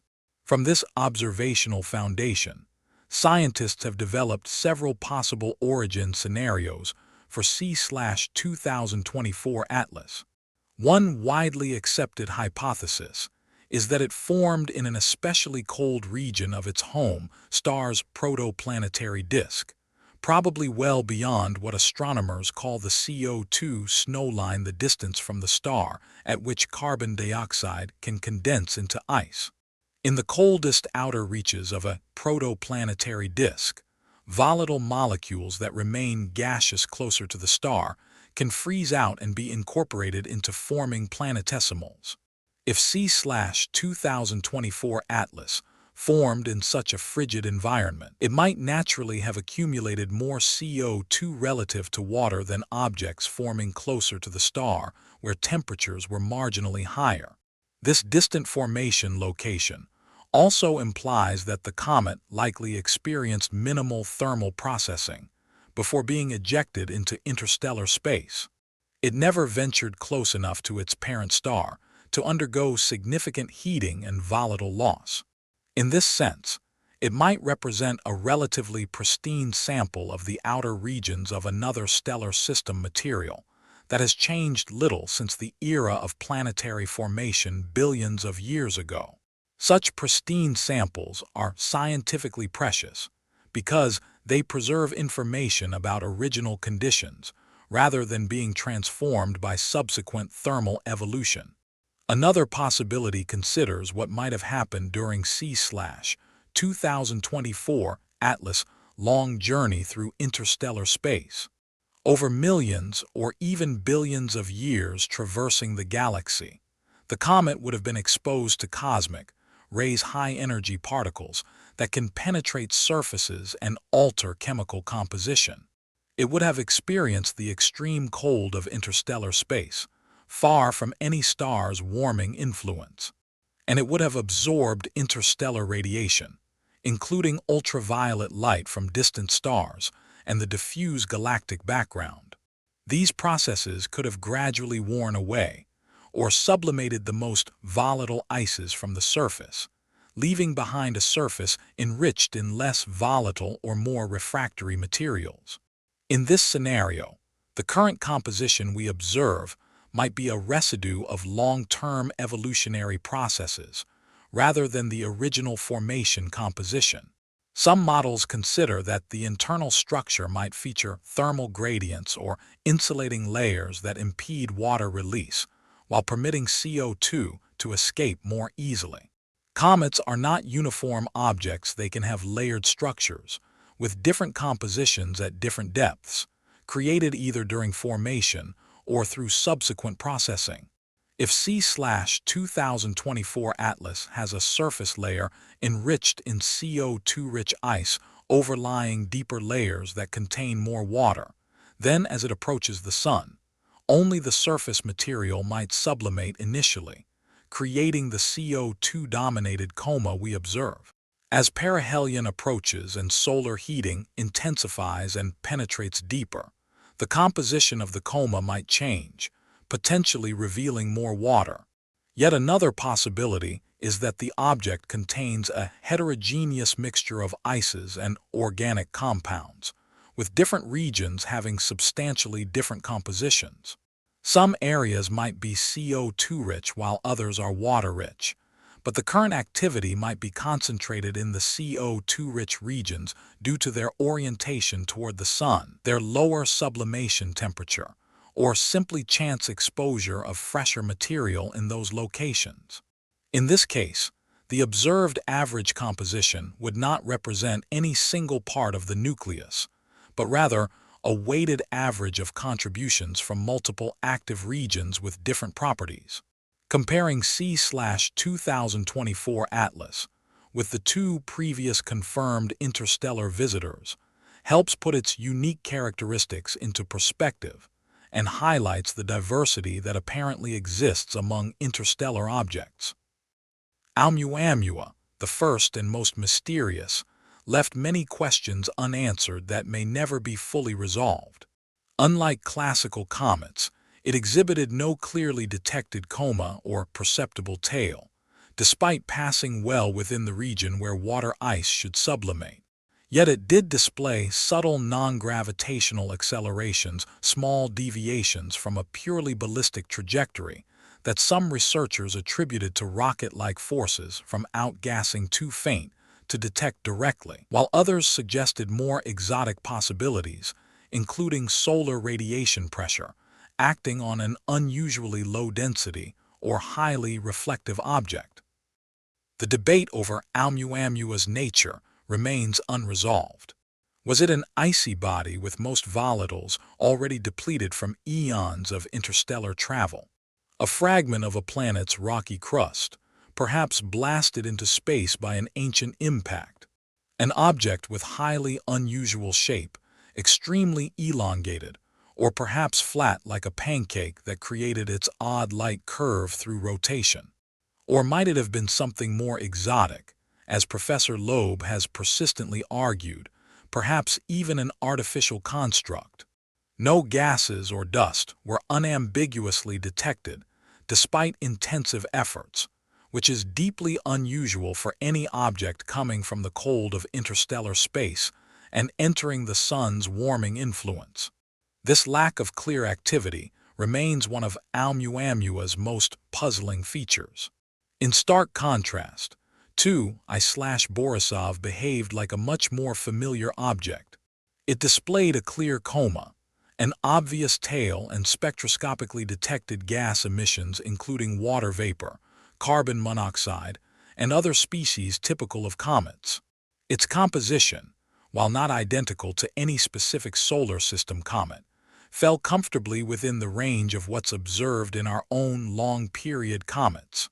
Borisov was, in a sense, reassuringly normal, demonstrating that at least some interstellar travelers are recognizably comet-like and not wildly different from the comets we're familiar with. Its existence suggests that the basic processes of planetary formation, the condensation of ices, the agglomeration of planetesimals, the ejection of debris into interstellar space, operate similarly in at least some other stellar systems. C/2024 Atlas appears to occupy a middle ground, but with its own distinctive character. Compared with Oumuamua, it clearly displays cometary activity. There's no question that it's releasing gas and dust, responding to solar heating in recognizably cometary ways. Compared with Borisov, however, its chemical composition is markedly different, with that extraordinary CO2-to-H2O ratio placing it outside the normal range observed in solar system comets. This suggests that while C/2024 Atlas is definitely a comet in the conventional sense, it formed under conditions or evolved through processes that were different from those that shaped most of the comets we've studied in our own cosmic neighborhood. The differences extend beyond just chemistry. C/2024 Atlas activity level appears more modest than Borisov's, was at comparable distances from the Sun, suggesting either a smaller active surface area, different ice composition affecting sublimation rates, or perhaps a more heavily processed surface with insulating layers that impede volatile release. The dust-to-gas ratio, how much solid material is released relative to gas, may also differ, though precise measurements await further analysis. Every difference, every deviation from the patterns we've come to expect from solar system comets, teaches us something valuable about the diversity of conditions under which planetary systems form and evolve throughout the galaxy. There are also intriguing hints about non-gravitational forces. Some researchers have noted that C/2024 Atlas does not exhibit clearly detectable non-gravitational acceleration so far in its trajectory, at least not to the degree that Oumuamua did. This absence is somewhat surprising for an active comet, since the jet-like release of gas from a rotating nucleus typically creates measurable forces that push the comet slightly off its purely gravitational orbit. The lack of obvious non-gravitational acceleration might indicate that C/2024 Atlas activity is relatively symmetric, with gas release balanced across different sides of the nucleus, such that the forces cancel out. Or it might suggest that the object is more massive than its apparent brightness would indicate, making the forces from outgassing too small relative to its inertia to produce easily measurable effects. Or perhaps the non-gravitational forces are present but subtle, requiring longer baseline observations and more precise astrometry to detect. Another fascinating possibility relates to C/2024 Atlas age and origin within the galaxy. Some preliminary dynamical models, tracing the comet's trajectory backward through time, and considering the gravitational effects of stars it might have passed near during its journey, suggest it could potentially come from the thick disk population of the Milky Way galaxy. The thick disk is an older component of our galaxy, consisting of stars that formed between roughly 7.6 and 14 billion years ago, much older than the Sun, which formed about 4.6 billion years ago. If C/2024 Atlas is indeed associated with the thick disk, it could be extraordinarily ancient, a relic from a time when the universe was much younger, when the first generations of planets were forming around the first generations of Sun-like stars. This potential connection to ancient stellar populations is tantalizing but highly uncertain. Tracing interstellar trajectories backward over millions or billions of years is extremely challenging because small uncertainties in current velocity and position multiply over time, and because the gravitational influences of countless passing stars and giant molecular clouds in the galaxy gradually disperse any compact stream of ejected material. Nevertheless, if confirmed, such ancient origins would make C/2024 Atlas not just a visitor from another star system, but a messenger from another epoch of cosmic history, carrying information about planetary formation under chemical conditions that may have been quite different from those in our younger solar system. The most widely accepted scientific interpretation, synthesizing all available evidence, is that C/2024 Atlas is an interstellar comet whose observed activity is dominated by the sublimation of carbon dioxide, with lesser contributions from water and other volatile species. It likely formed in a cold region of its parent stellar system, possibly underwent modification during its long interstellar journey, and now displays activity patterns that, while recognizably cometary, differ in significant ways from most comets in our solar system. It shares features with both Oumuamua and Borisov, but also presents surprising differences that challenge and expand our understanding of what interstellar objects can be like. This cautious, evidence-based interpretation represents the scientific consensus. But alongside these mainstream explanations, alternative theories have emerged that sparked considerable controversy and captured significant public attention. These alternative narratives didn't arise in a vacuum. They were catalyzed by a specific event that occurred at precisely the wrong moment. The sudden information blackout that coincided with C/2024 Atlas' closest approach to Mars. When the night of October 3rd ended without the expected flood of clear images or live broadcasts from Martian instruments, when NASA normally active communication channels fell silent, the agency's official explanation, a federal government shutdown forcing suspension of public outreach, struck many observers as insufficient or suspiciously convenient. The official context was straightforward and verifiable. The United States Congress had indeed failed to approve federal budget legislation in time, triggering an automatic government-wide shutdown. This wasn't unprecedented. Similar shutdowns had occurred multiple times in recent decades, always with the same result. Non-essential government employees were furloughed, and agencies like NASA were legally required to suspend public communications, website updates, and outreach activities. More than 15,000 NASA employees were placed on forced leave during this shutdown. Administrative offices closed their doors. Public affairs staff were sent home. Website administrators were prohibited from updating content. Social media accounts went dark.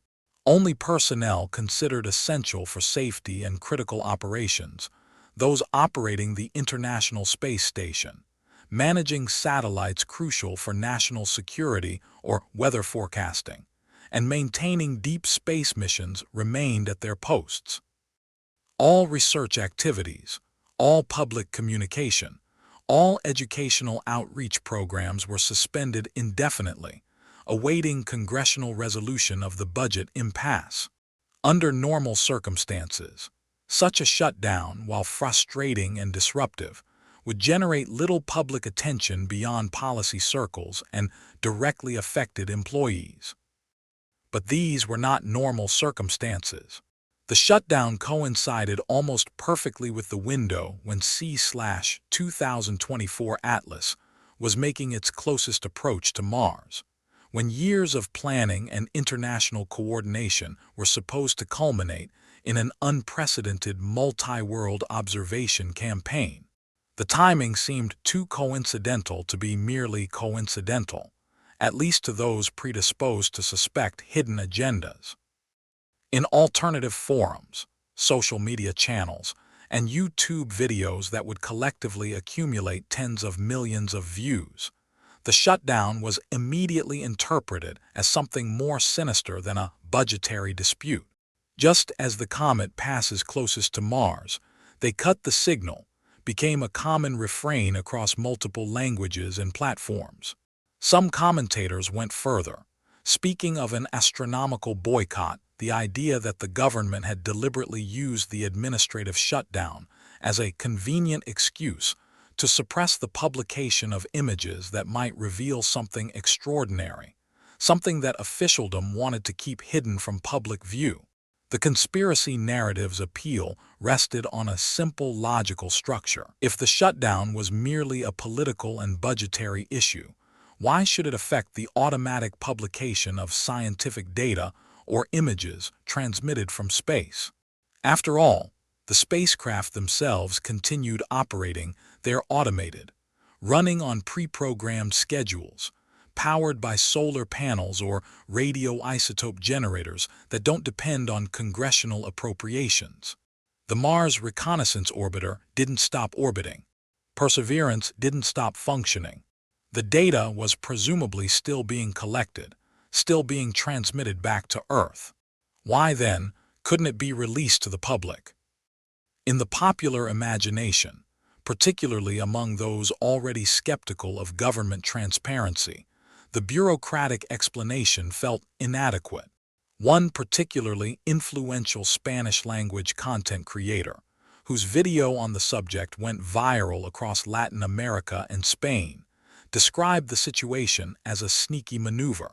He argued, with evident conviction, that the shutdown coincided too perfectly with the exact window when the Mars Reconnaissance Orbiter was scheduled to point its powerful high-rise camera at the interstellar visitor. According to this narrative, NASA or some higher authority, the exact source of the decision was left vague, adding to the conspiratorial atmosphere, had deliberately decided to interrupt public communications to prevent images from reaching the public before undergoing internal review and, presumably, selective editing or suppression. From a purely technical and legal standpoint, the explanation for why the shutdown affected data release is actually straightforward, though perhaps not satisfying to those seeking hidden agendas. During a federal government shutdown, agencies like NASA are prohibited by law from conducting non-essential activities, and this prohibition explicitly includes updating public websites, issuing press releases, or engaging in public outreach.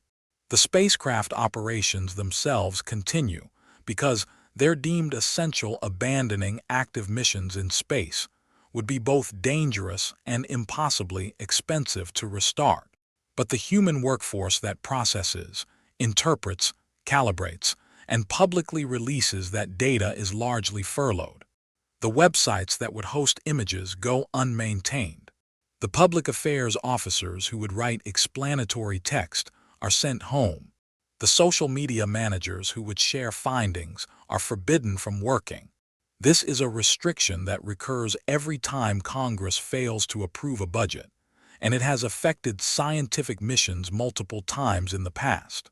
But this time, the context was so unique: an interstellar object, multiple observation platforms, years of planning, intense public interest, that the rational explanation seemed insufficient to many observers.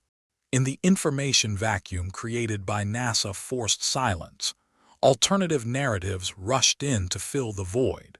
On alternative media networks and YouTube channels dedicated to unexplained phenomena, the shutdown was described as the perfect veil, a silence imposed just as the mystery reached its most critical moment. Some presenters went further, invoking ideas of a shadow government or hidden powers that be operating behind the scenes of elected officials. According to these more elaborate theories, the budget shutdown was not the cause of the communication blackout, but merely a convenient pretext. The real objective, they claimed, was to prevent leaks of images showing unusual structures, anomalous features, or objects accompanying the comet that didn't fit the official narrative of a simple ball of ice and dust. This interpretation found a receptive audience partly because it resonated with earlier controversial episodes in space exploration history. Conspiracy-minded observers recalled broadcast interruptions during space shuttle missions in the 1990s, when live video feeds from orbit were occasionally cut off, sometimes at moments when unusual lights or objects appeared to be visible in the background. They remembered the famous tether incident during SDS-75, when a broken tether satellite was surrounded by mysterious luminous objects that some interpreted as spacecraft, while NASA explained them as ice particles close to the camera. They pointed to various occasions when the International Space Station's live feed had suddenly switched to a blue screen or pre-recorded footage, incidents that NASA attributed to routine loss of signal or switching between different communication satellites, but which skeptics interpreted as deliberate censorship. In each case, a pattern seemed to emerge. The image is cut, the public asks questions, the agency maintains silence or offers technical explanations, and doubts linger. The C/2024 Atlas case fit this pattern perfectly in the minds of those predisposed to skepticism. If broadcasts had been interrupted when anomalous objects appeared before, why wouldn't the same thing happen now with a visitor from another star system? The logic, while based more on pattern recognition than evidence, possessed a certain internal consistency that made it persuasive to many. The conspiracy narrative thus found its strongest argument in this perceived historical pattern. If transmissions were cut off when anomalous objects appeared in the past, why should we believe the timing is merely coincidental now? For many observers, particularly those who had followed previous alleged cover-ups, the C/2024 Atlas shutdown felt like déjà vu, the same story playing out again, with only the details changed. Meanwhile, an interesting contrast was developing that would add fuel to the fire. The European Space Agency, operating under different legal and budgetary frameworks, was not affected by the United States government shutdown and continued its operations without interruption. ESA continued publishing regular updates on its Mars Express and ExoMars missions, releasing preliminary findings from its observation campaign, and maintaining active communication with the press and public. This difference in transparency was not lost on observers. In many online forums and discussion threads, a recurring theme emerged: European transparency versus American silence. For conspiracy theorists, the ESA represented scientific openness, a willingness to share findings regardless of what they might reveal, while NASA embodied a bureaucratic structure that prioritized control over information. Never mind that ESA, too, has bureaucratic processes, delays in data release, and careful vetting of results before publication. Never mind that much of ESA's data comes from the same observations and undergoes similar scientific review. In the narrative space of online discussion, ESA became the good guys willing to tell the truth, while NASA was cast as the gatekeepers hiding secrets. This perceived transatlantic divide created an interesting dynamic in how information flowed during those critical weeks. European scientists, working with data from Mars Express and ExoMars, could discuss preliminary findings at conferences, respond to media inquiries, and post updates on institutional websites. Their American counterparts, bound by furlough restrictions, could not. This asymmetry, entirely explainable by differing legal frameworks and budgetary processes, was interpreted by skeptics as evidence that the Americans had something to hide while the Europeans, lacking the same political constraints, were more forthcoming. Amidst this contrast between American silence and European openness, another intriguing storyline emerged from an unexpected source. Professor Simon Holland, a British science communicator with contacts in both American and European astronomical communities, shared an interesting anecdote on his popular YouTube channel that would add yet another layer to the growing alternative narrative surrounding C/2024 Atlas.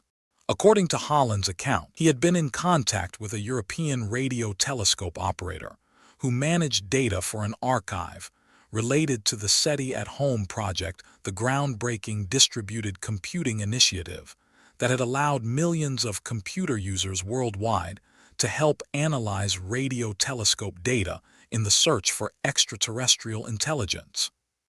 Although SETI at Home's active data collection phase had ended in 2020, vast archives of historical observations remained available for retrospective analysis.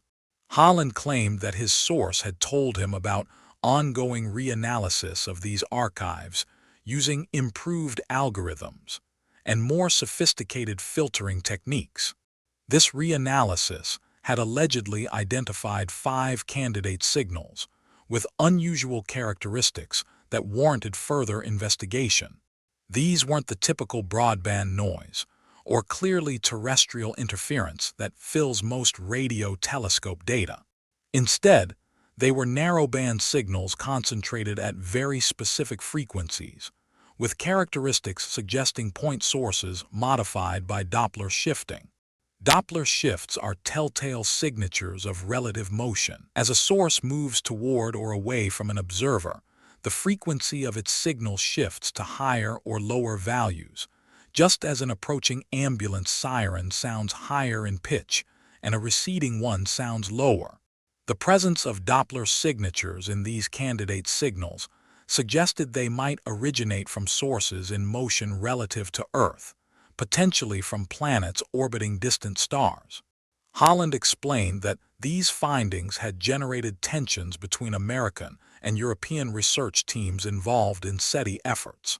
He claimed that Breakthrough Listen, the well-funded private initiative backed by Russian-Israeli billionaire Yuri Milner and endorsed by the late physicist Stephen Hawking, had decided to invest more than $100 million in dedicated telescope time to thoroughly investigate these candidate signals, now designated as Breakthrough Listen candidates 1 through 5.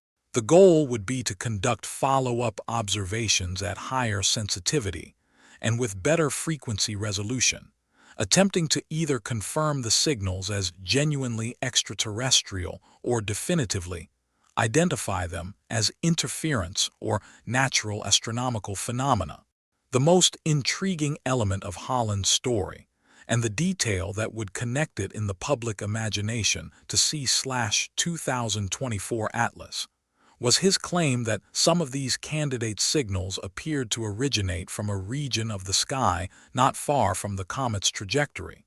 He was careful to note that not far in astronomical terms can still mean many light years of actual separation. The signals might come from stars dozens, or even hundreds of light years distant from whatever star ejected C/2024 Atlas. But the symbolic coincidence was sufficient to spark imagination and speculation. The conspiracy narrative that emerged from this confluence of stories was almost irresistible in its narrative appeal. A NASA blackout at the same time as an interstellar object passes Mars, a European space agency continuing to transmit data while the American agency goes dark, an independent group tracking potentially intelligent signals from a similar region of the sky, and humanity watching incredulously as official channels fall silent just when the universe seems to be trying to communicate with us. For believers in cosmic mysteries and government cover-ups, this combination of elements formed a nearly perfect storm of suggestive coincidences. The viral video and forum posts that synthesized these elements into a coherent narrative achieved impressive reach, spreading across multiple platforms and languages. The story combined several elements that make conspiracy theories compelling: a mysterious visitor from the stars, government agencies behaving in ways that seemed suspicious, apparent censorship or control of information, suggestive coincidences that might not be coincidences at all, and the tantalizing possibility that humanity was on the verge of a momentous discovery that powerful forces wanted to suppress. For most scientists, both professional astronomers and serious amateur researchers, all of this was pure coincidence and overinterpretation. The temporal overlap between the government shutdown and the passage of C/2024 Atlas was indeed unfortunate, but federal budgets are not manipulated for astronomical reasons. Government shutdowns are messy political events driven by genuine policy disagreements, not cover stories concocted to hide space discoveries. The automatic missions on and around Mars continued operating exactly as designed, collecting data that would eventually be processed and released once the shutdown ended.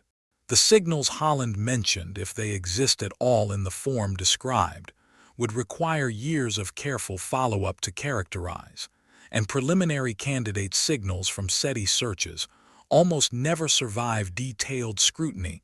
Almost all turn out to be interference, instrumental artifacts, or natural astrophysical phenomena that merely mimic technological signals. But even the most skeptical scientists recognized an important point about public perception. Communication blackouts, whatever their actual cause, create fertile ground for mistrust. In an age of instant communication and 24-hour news cycles, every minute of silence is interpreted as potentially meaningful.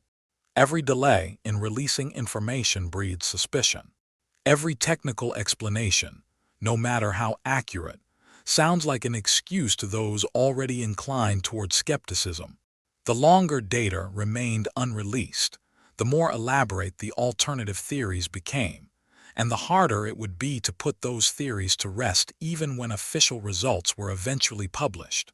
Perhaps the deepest lesson of this episode has nothing to do with UFOs, cover-ups, or alien artifacts. Instead, it concerns the fragility of the relationship between science and society in an era of instant communication and declining institutional trust. In a hyperconnected world where everyone expects immediate access to information, the lack of transparency, even when that lack is legally mandated and completely involuntary, leaves space for alternative narratives to flourish. What the public perceives as a blackout isn't always an actual attempt to hide information. Sometimes it's simply that the machinery of scientific verification and bureaucratic process needs more time than the internet is willing to wait.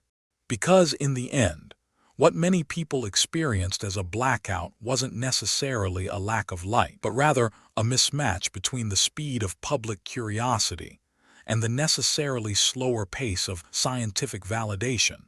Science requires careful calibration of instruments, cross-checking of data, peer review of findings, and deliberate consideration of alternative explanations before conclusions are announced. These processes cannot be rushed without sacrificing accuracy and reliability. But modern communication technology and social media have conditioned us to expect instant answers, immediate updates, and real-time access to information.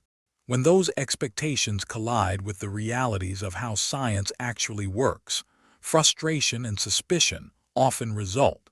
There is something deeply human about looking at the sky and wondering if we are alone in the universe. When an object like C/2024 Atlas appears a visitor from another star system, a wanderer from the cosmic ocean beyond our solar shores, that question becomes acute, immediate, and emotionally charged. The visitor is tangible proof that material moves between stellar systems, that our cosmic neighborhood is not isolated. If rocks and ice can make the journey, carrying with them frozen samples of other worlds, might not other things make similar journeys? Might not some of these visitors carry messages, either encoded in their composition or perhaps even in more explicit forms? This tension between the scientifically verifiable and the fantastically possible has characterized every encounter with interstellar objects we've had. When Oumuamua appeared with its strange acceleration and lack of obvious outgassing, the question arose, could it be artificial? When Borisov arrived behaving more conventionally, the speculation quieted somewhat. Now with C/2024 Atlas, showing yet another variation on the theme comet-like activity, but with unusual chemistry, the questions arise again, perhaps more insistently, because this time we had instruments on another planet attempting to observe it, and because the coincidence of the government shutdown created a narrative vacuum that speculation eagerly filled. Some scientists, most notably Professor Avi Loeb, have argued that we should take seriously the possibility that at least some interstellar objects might be technological artifacts rather than natural bodies. Loeb points out that technological civilizations, if they exist and have achieved spacefaring capability, might create numerous objects, probes, derelict spacecraft, debris from mining operations or construction projects that could drift through interstellar space for millions or billions of years. Given the vast timescales involved, it's not implausible that we might eventually detect such artifacts, especially as our detection capabilities improve, and we begin cataloging interstellar objects more systematically. But why do interstellar objects so easily awaken technological speculation? Part of the answer lies in how they operate at the limits of our knowledge and observational capabilities. Any anomaly, an unexplained acceleration, an unusual chemical composition, a strange trajectory, an unexpected brightness variation represents a gap in our understanding, and human psychology tends to fill such gaps with imagination. In that space where data is scarce or ambiguous, narratives proliferate. Some of those narratives will be conservative, seeking to explain observations with known physics and chemistry. Others will be more speculative, entertaining possibilities that, while not impossible, require accepting more assumptions. Professional astronomers have largely grown accustomed to these periodic bursts of speculation. Some observe it with patient understanding, recognizing that public excitement about space and the possibility of alien life is generally positive, even when it leads to premature conclusions or misinterpretations. Others respond with frustration or exasperation, wishing that the public discourse would remain more tightly tethered to evidence and less prone to sensationalism. Many try to walk a middle path, acknowledging that extraordinary possibilities cannot be completely ruled out, while emphasizing that the extraordinary claims require extraordinary evidence that, so far, has not materialized for any interstellar object. The scientific community's typical strategy when faced with speculation about alien technology is to carefully separate what is supported by data from what is merely consistent with data. These are crucially different standards. Many hypotheses might be consistent with available observations in the sense of not being explicitly contradicted, but far fewer are actually supported by observations in the sense of being the best explanation or being uniquely predicted by the available evidence. For example, the unusual CO2/H2O ratio in C/2024 Atlas coma is consistent with both natural formation in an unusual environment and with some technological scenarios, though it's hard to imagine why an artificial object would be designed to emit large amounts of carbon dioxide. But the observation actively supports the natural explanation, because we have detailed models of how comets form and evolve that predict such variations should exist, whereas we have no comparable framework for predicting what alien artifacts should look like.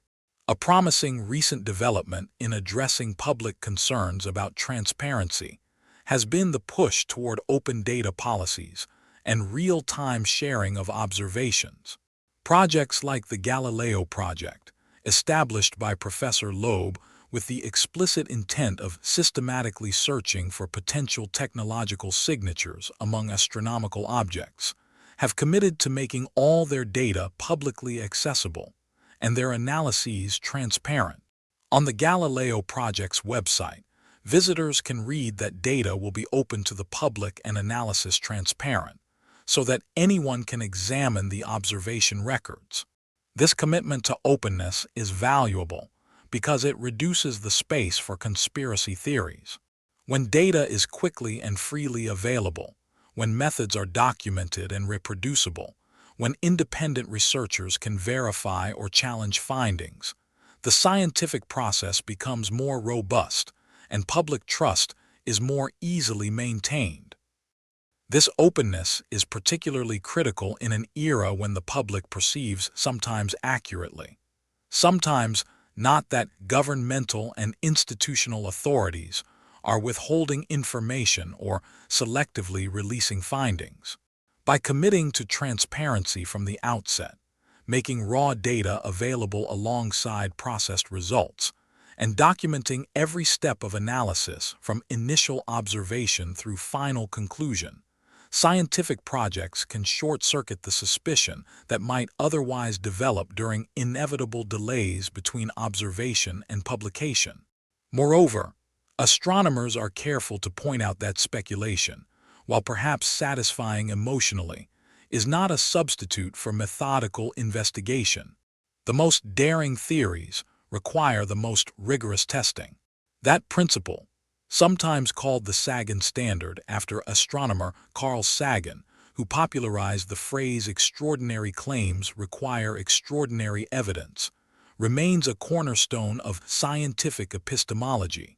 If someone proposes that an object is artificial, that hypothesis must make specific, testable predictions that differ from natural explanations. Those predictions must then be tested through observation. Only if the artificial hypothesis performs better explaining more observations, making more accurate predictions, should it be preferred over simpler natural explanations.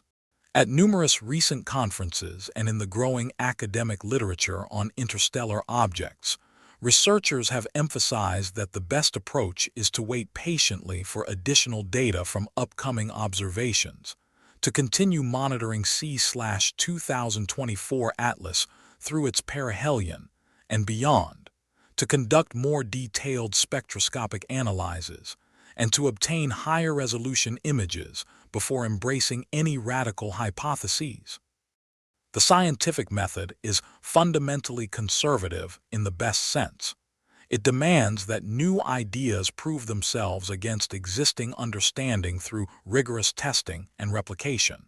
Between science and myth, between the verifiable and the imagined, there lies a shifting boundary that changes as new data becomes available. When observations confirm predictions made by existing theories, the boundary remains stable or even moves to encompass phenomena previously considered mysterious.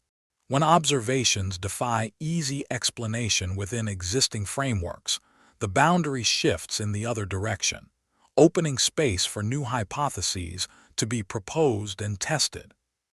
In the case of C/2024 Atlas, we currently stand at this boundary, with confirmed observations that establish it as an unusual but not inexplicable comet, while leaving enough unanswered questions to keep both scientific curiosity and public imagination engaged. We still don't know with certainty whether C/2024 Atlas will reveal additional surprises as it passes through perihelion and its activity potentially intensifies. We don't yet have confirmed high-resolution images from Martian orbit showing its detailed structure. We haven't fully characterized how its composition and activity change with distance from the Sun. These unknowns leave room for both scientific investigation and public speculation to continue, hopefully in a constructive dialogue rather than in opposition. Leaving behind this territory where the verifiable and the imagined intersect, it's time to look forward and consider what paths this cosmic encounter opens for the future of interstellar exploration. How might we better prepare for the next visitor from beyond? What scientific infrastructure will we need to transform mystery into knowledge, to turn brief fleeting encounters into lasting understanding? Think for a moment about what it truly means to have, for the third time in recorded history, a fragment from another star system passing within reach of our instruments. C/2024 Atlas is not merely a strange comet or an astronomical curiosity. It's a traveling sample of the chemical processes that occurred around another sun, in another planetary system, perhaps billions of years ago. Its composition tells a story about conditions, temperatures, available materials, and physical processes in a place we can never visit directly. Every molecule detected in its coma, every dust grain it releases, every subtle variation in its activity pattern carries information about that distant birthplace and about the long journey through interstellar space. What we learn from C/2024 Atlas can help answer fundamental questions that reach far beyond this single object. What raw materials are common in protoplanetary disks throughout our galaxy? How do those materials combine and differentiate as planets form? What types of ices survive in different temperature regimes, and in what proportions? How easily do different stellar systems eject planetesimals into interstellar space? And what does that tell us about the architecture and dynamics of those systems? How common is the kind of violent gravitational reententer, a Fulton 9000 palabras reshuffling that flings objects out of their birth systems entirely? And perhaps most intriguingly, how does the chemistry we observe in these interstellar wanderers compare with the chemistry of objects native to our own solar system? If we confirm through continued observations that C/2024 Atlas is intrinsically rich in carbon dioxide relative to water, with the proportions holding steady even as it approaches perihelion and solar heating intensifies, we will be documenting a compositional pattern that is genuinely unusual among comets in our solar neighborhood. This is not merely a loose data point or an anomaly to be dismissed. It speaks directly to fundamental questions about the thermodynamic conditions, the available chemical inventory, and the timing of formation in its parent system. A comet with abundant carbon dioxide but modest water content suggests formation in exceptionally cold regions of a protoplanetary disk, perhaps well beyond what we call ice lines, those critical distances from a young star, where different volatile compounds transition from gas to solid ice.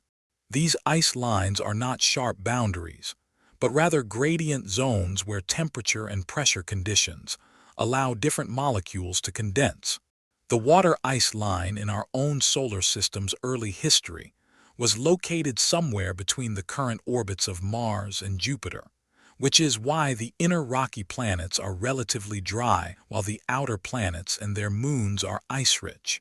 Beyond the water ice line lie successively more distant boundaries where increasingly volatile substances can freeze. The ammonia ice line, the carbon dioxide ice line, the methane ice line, and finally the nitrogen and carbon monoxide ice lines in the coldest outermost reaches.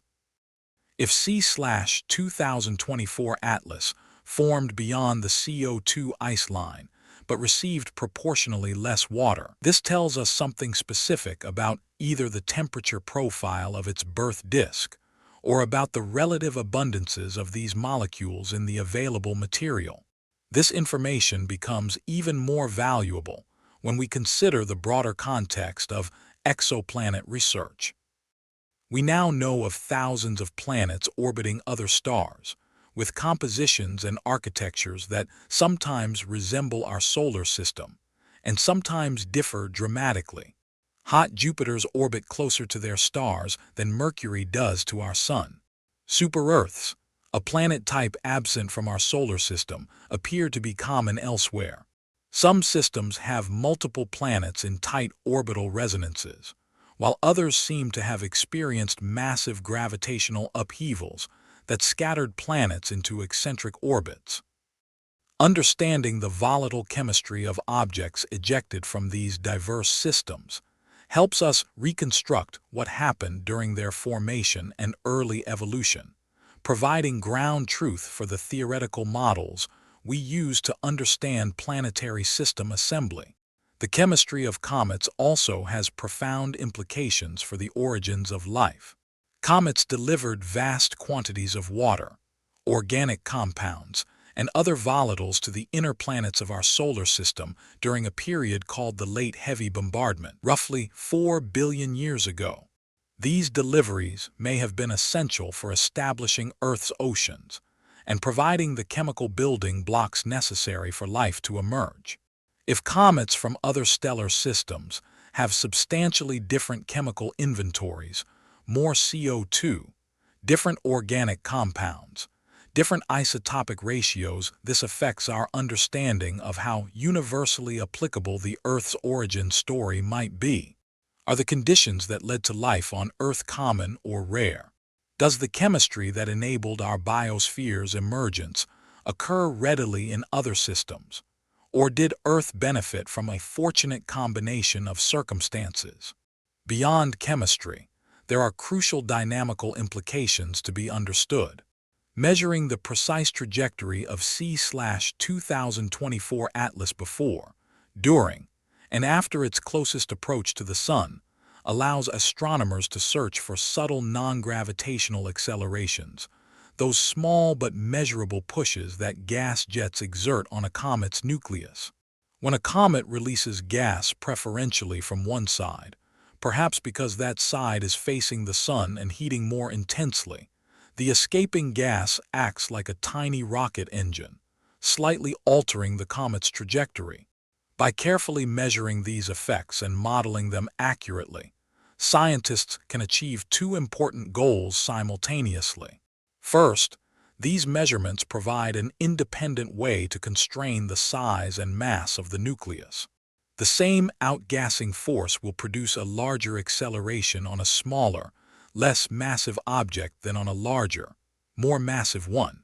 By measuring how much the trajectory deviates from a purely gravitational path, and by knowing approximately how much force the observed gas release should produce, astronomers can work backward to estimate the object's mass and thereby its size, given reasonable assumptions about density.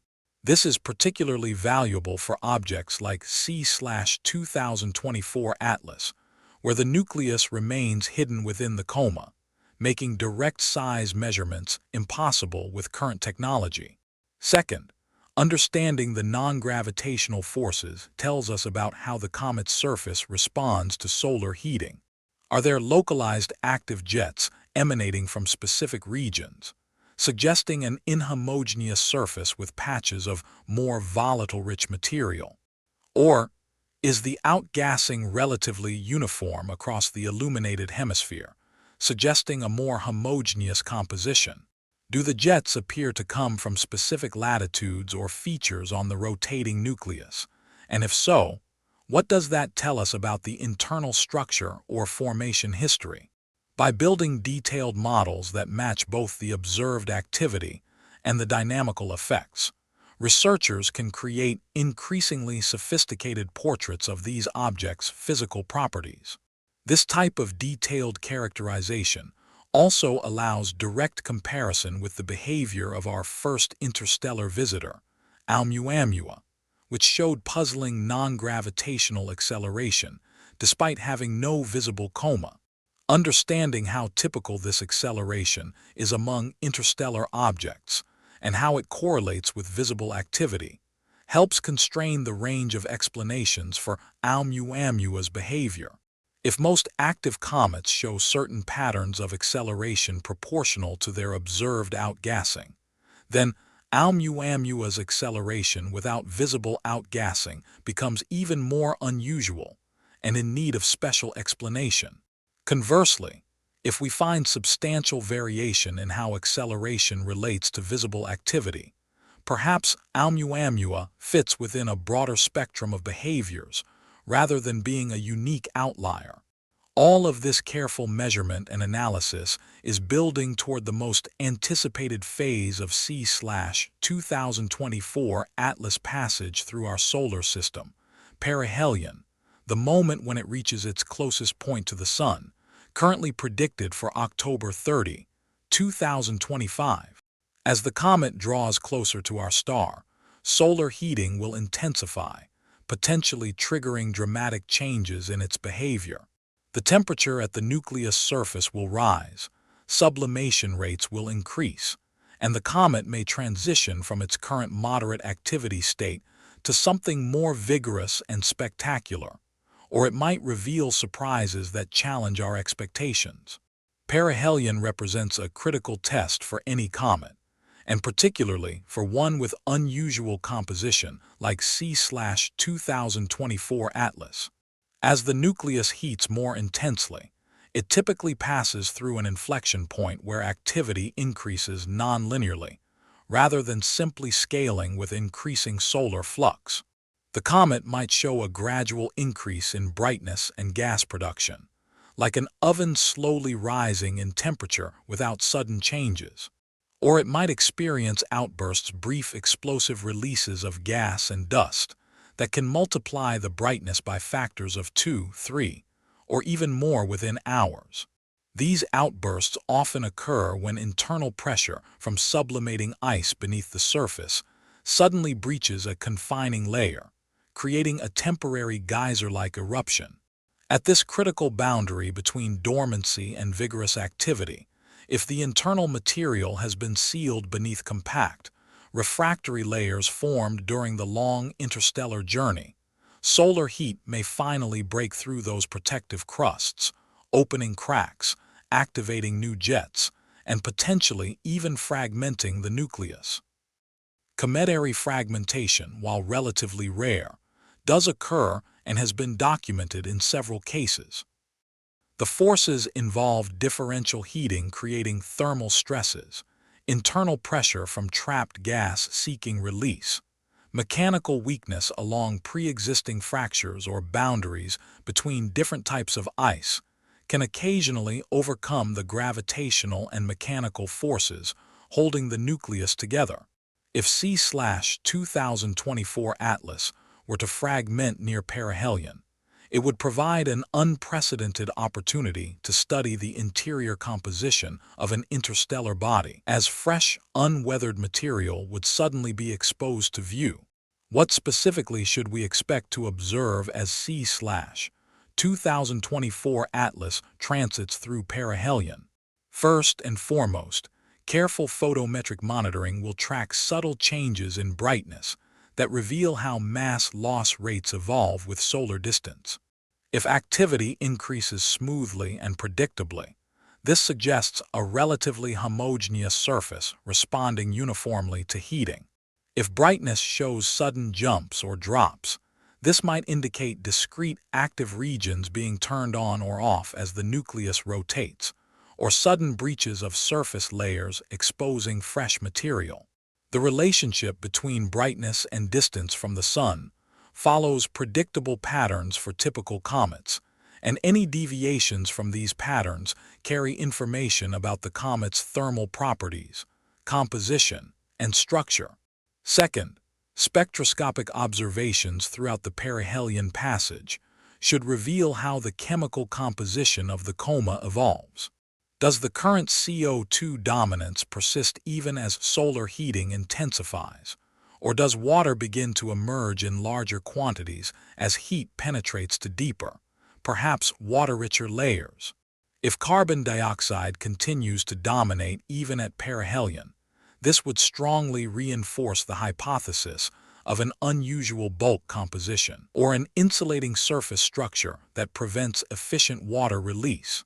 Conversely, if the CO2/H2O ratio decreases substantially, meaning water becomes relatively more abundant, this might indicate that only surface layers are CO2-rich, while deeper material has more typical composition. Third, observations of the dust component should reveal important information about grain sizes, compositions, and the processes controlling dust release. Longer, more prominent tails might develop as increased activity launches more material. The color of the scattered light might shift, potentially indicating changes in the average particle size or composition as different populations of grains are preferentially released.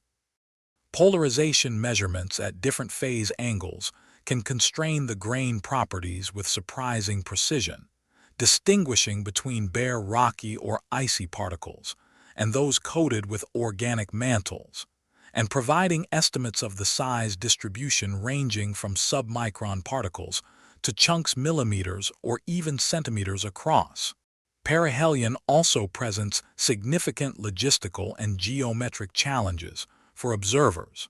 As an object approaches the Sun, its position in Earth's sky tends to move closer to the solar glare, making observation increasingly difficult for ground-based telescopes.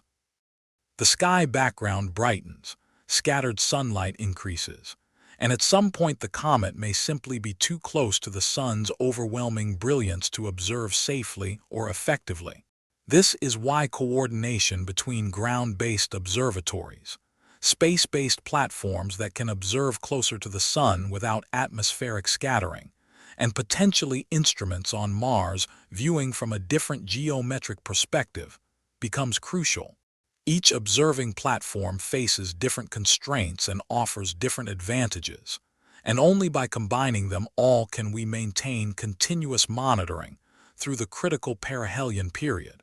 Space-based observatories like Hubble and James Webb avoid atmospheric complications and can observe at wavelengths blocked by Earth's atmosphere, but they also face pointing restrictions and must carefully schedule observations around other program demands. Ground-based telescopes offer larger apertures and longer integration times, but must contend with weather, atmospheric turbulence, and the day-night cycle.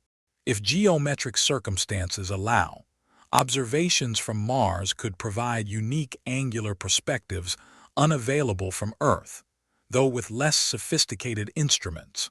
The art of planning the perihelion observation campaign involves choreographing all these assets to provide continuous or near-continuous coverage, while respecting each platform's constraints. After perihelion comes an equally scientifically valuable phase, post-perihelion monitoring as the comet recedes and cools. This thermal decline provides a second diagnostic window into the comet's structure and behavior, complementary to the pre-perihelion approach phase. Does activity shut down symmetrically, mirroring the way it turned on? Or is there thermal inertia, a lag where the interior remains warm enough to drive continued sublimation even as the surface cools? This asymmetry between approach and recession, if present, tells us about heat conduction within the nucleus, about insulating layers, and about the depth distribution of volatile ices. Post-perihelion is also the ideal time to measure changes in the rotation period and spin state. If gas jets exerted significant torque on the nucleus during the peak activity at perihelion, the body may have accelerated or decelerated its rotation, or even changed its spin axis orientation. These changes can be detected through careful analysis of the light, curve the pattern of brightness variations as the nucleus rotates and presents different faces to our view.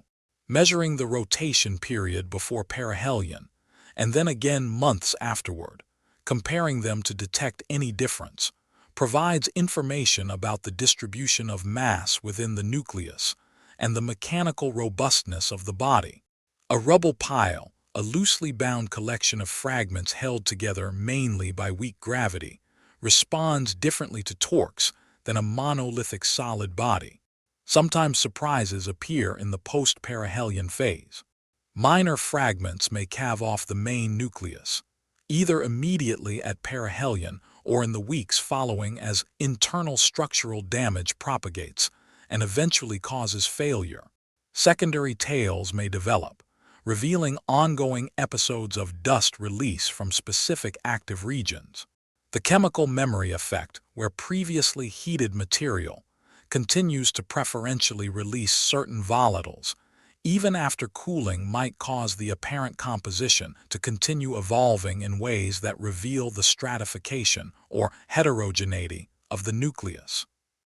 With a well-organized international campaign, the period from several weeks before perihelion through to several months afterward can document a complete cycle of cometary breathing, the awakening, intensification, peak activity, and gradual subsidence of sublimation-driven processes. If polarimetric observations are obtained throughout this cycle, comparing the dust properties before and after maximum heating allows assessment of whether the average grain size, composition, or structure changes in response to the thermal regime, providing clues about how materials break apart, aggregate, or transform under stress and heating. Adding precise astrometric measurements throughout this entire period creates the foundation for refining the orbit to extraordinary precision, and measuring with narrow margins any non-gravitational thrust the object experienced during peak activity. These measurements might also reveal whether C/2024 Atlas trajectory has been measurably affected by its passage through our solar system, or whether its hyperbolic path remains essentially unchanged, confirming its destiny to return to the interstellar void, essentially unaltered by its brief encounter with our Sun. In parallel with these observational imperatives, C/2024 Atlas passage addresses several fundamental questions about the demographics and nature of interstellar objects.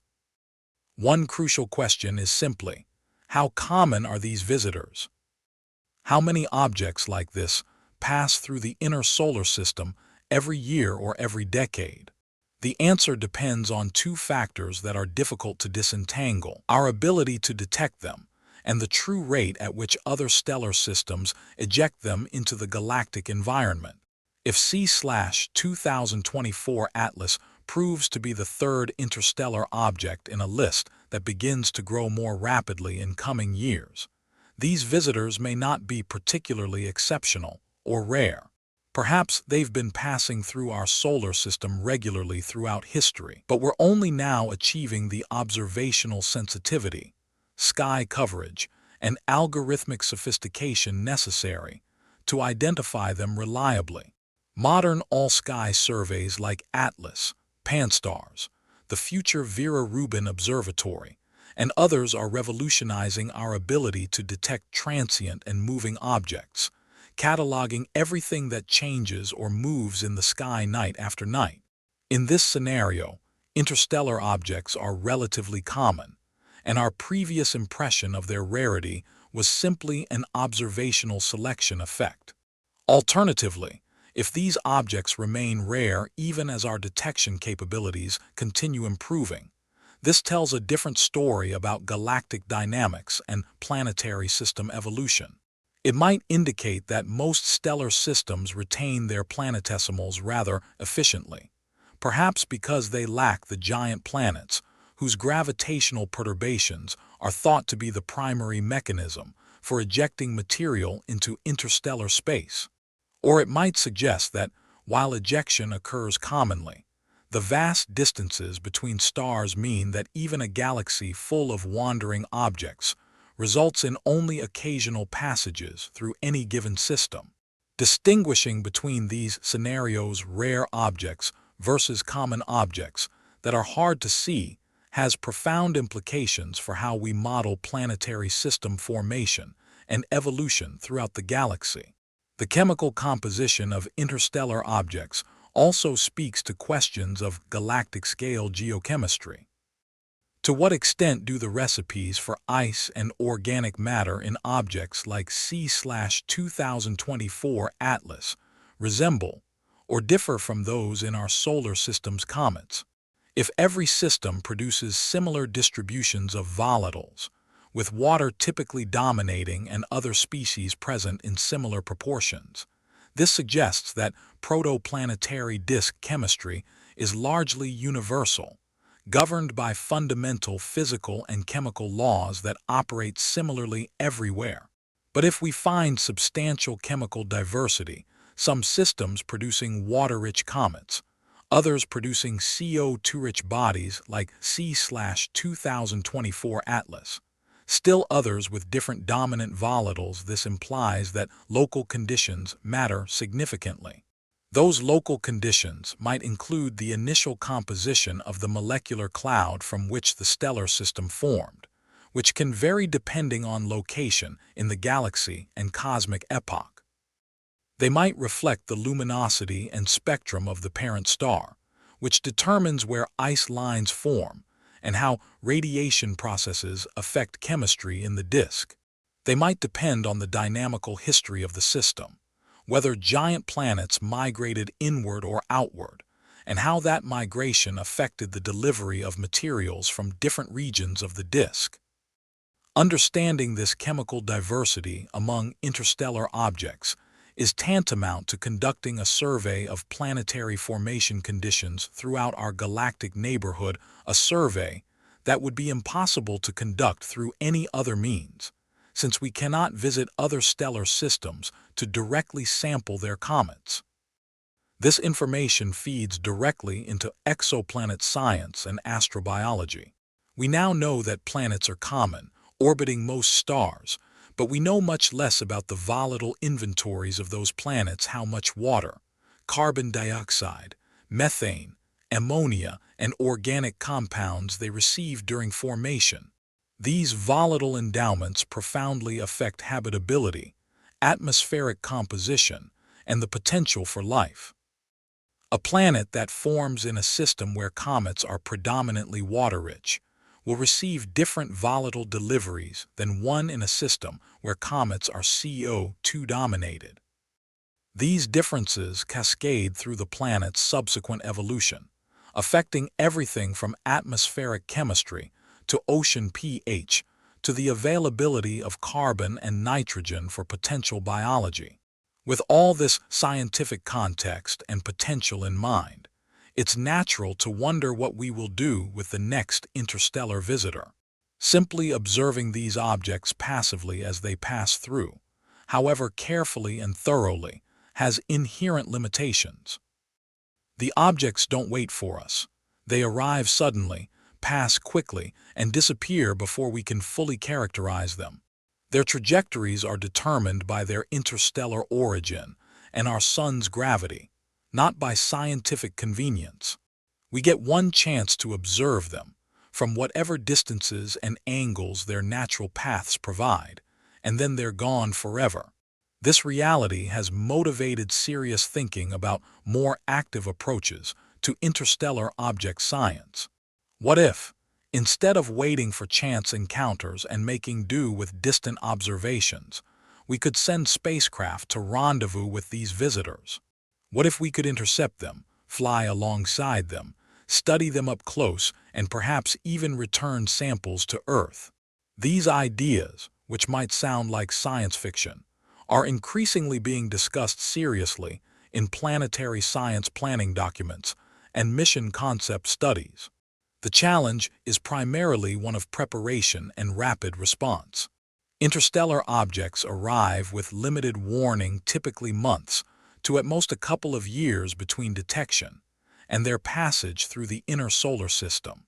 This is nowhere near enough time to design, build, launch, and navigate a conventional spacecraft. By the time any response mission could be prepared using traditional approaches, the target would be long gone, receding into the outer solar system and beyond on its hyperbolic trajectory.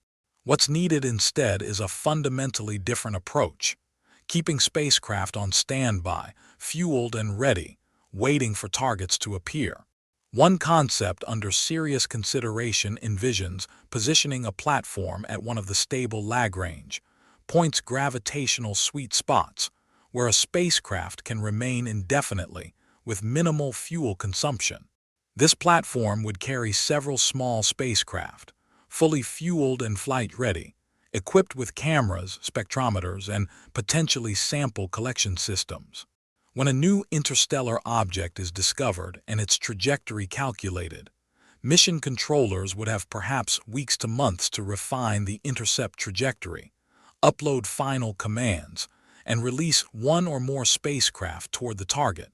Even at high speeds, catching up to a hyperbolic visitor is challenging. These objects are moving tens of kilometers per second relative to the Sun, and achieving rendezvous requires enormous velocity changes. The spacecraft would more likely perform high-speed flybys, screaming past the target at relative velocities of tens of kilometers per second, with only minutes or even seconds in the immediate vicinity. But even such brief encounters, if properly instrumented, could revolutionize our understanding.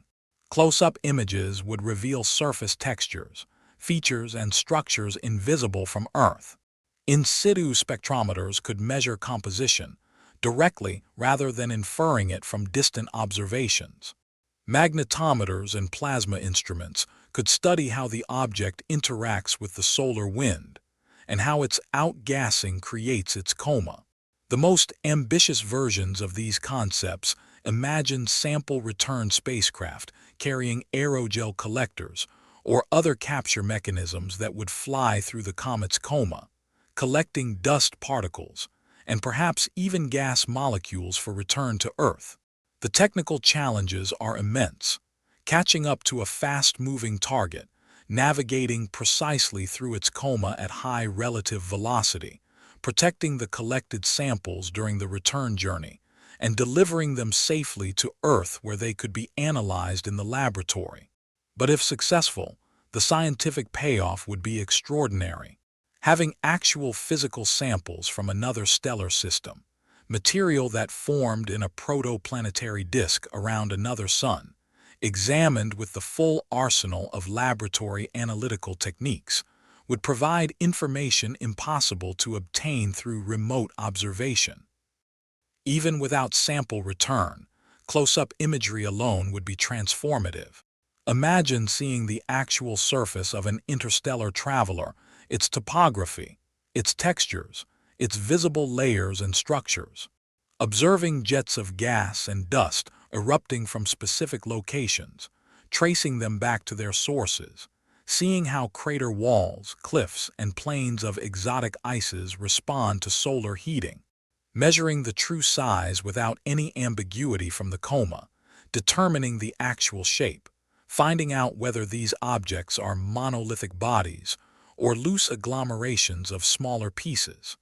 Every one of these observations would constrain models, test hypotheses, and answer questions that currently remain stubbornly speculative. Contemporary technology increasingly makes such missions feasible, at least in principle. Miniaturization of spacecraft systems means that small, relatively inexpensive probes can carry sophisticated instruments. Advances in autonomous navigation, in onboard computing, and in power systems all contribute. The main challenges are institutional and programmatic, maintaining a standby mission over potentially years of waiting, securing sustained funding for a capability that might not be used immediately, and building the rapid response decision-making structures needed to identify promising targets and commit to intercept missions on timescales of weeks rather than the years typical of planetary mission development. Some concepts envision not a single standby spacecraft, but a swarm of microsatellites that could be launched together, and then separate to observe from multiple angles simultaneously. This distributed architecture would provide simultaneous multi-point measurements, mapping gradients in density, composition, temperature, and magnetic field across the coma, essentially creating a weather map of the environment around an interstellar comet as it sublimates and interacts with space. The coordination challenges would be substantial, but the scientific return would be unprecedented, providing three-dimensional data that single-point measurements can never achieve. In the nearer term, before standby intercept missions become operational reality, C/2024 Atlas offers an invaluable dress rehearsal for the observation campaigns and scientific analyses that will be applied to future interstellar visitors.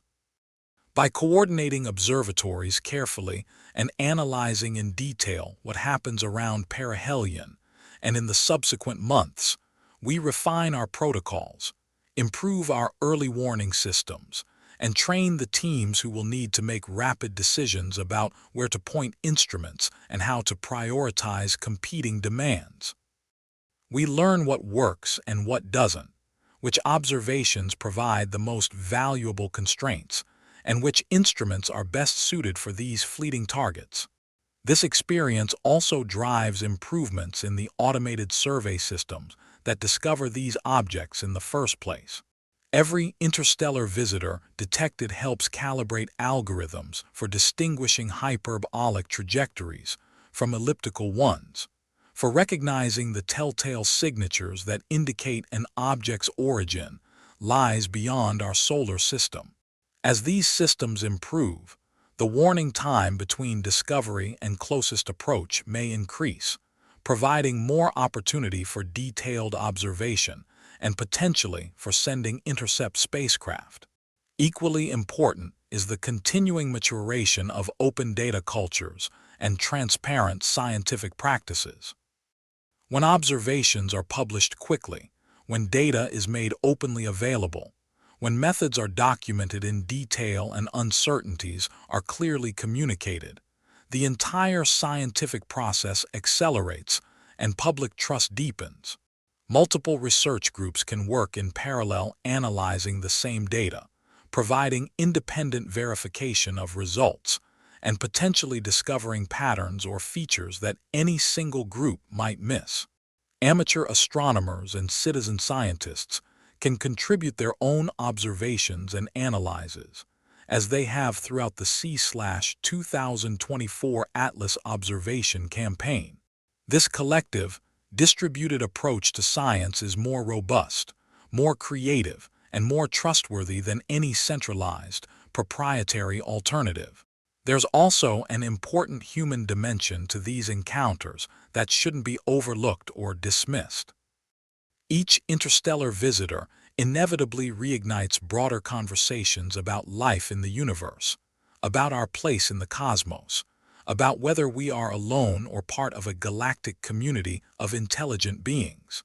While the natural scientific explanation remains the overwhelming favorite for every interstellar object observed so far, the mere presence of these travelers acts as a powerful catalyst for imagination and contemplation.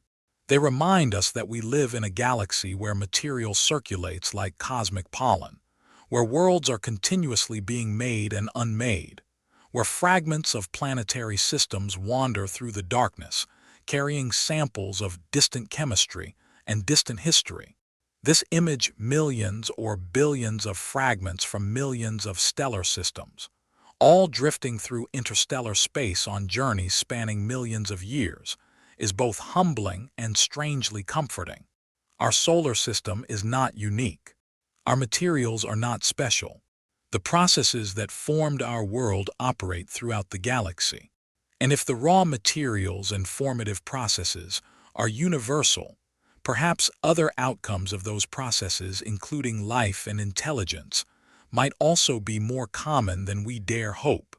As we look forward to the coming years and decades, the implications of interstellar object science operate on multiple levels. Technically, we're learning to detect earlier, measure more precisely, coordinate observations across ground-based and space-based platforms, and potentially across multiple worlds. We're developing the capability to respond rapidly when opportunities arise, to deploy instruments on timescales of months rather than years, and to collaborate across institutional and national boundaries with increasing efficiency. Scientifically, we're building a catalog of chemical and physical properties for objects from beyond our solar system, creating a comparative framework that reveals which features are universal and which vary between stellar environments. We're testing models of planetary formation, volatile delivery, and system dynamics against data from systems other than our own. We're gathering clues about the frequency and nature of planet formation throughout our region of the galaxy. And we're taking the first steps toward what might eventually become interstellar archaeology, the study of material culture and remnants from technological civilizations, if such remnants exist, and we develop the capability to recognize them. Philosophically, each encounter teaches us to live with uncertainty without prematurely filling it with unfounded speculation, but also without closing our minds to genuinely unexpected possibilities. The balance between skepticism and openness, between demanding evidence and remaining alert to anomalies, is delicate and essential. Good science requires both critical thinking that rejects unsupported claims and creative thinking that generates new hypotheses to test. The challenge is maintaining both simultaneously, being neither so skeptical that we miss genuine discoveries, nor so open-minded that we accept claims without sufficient evidence.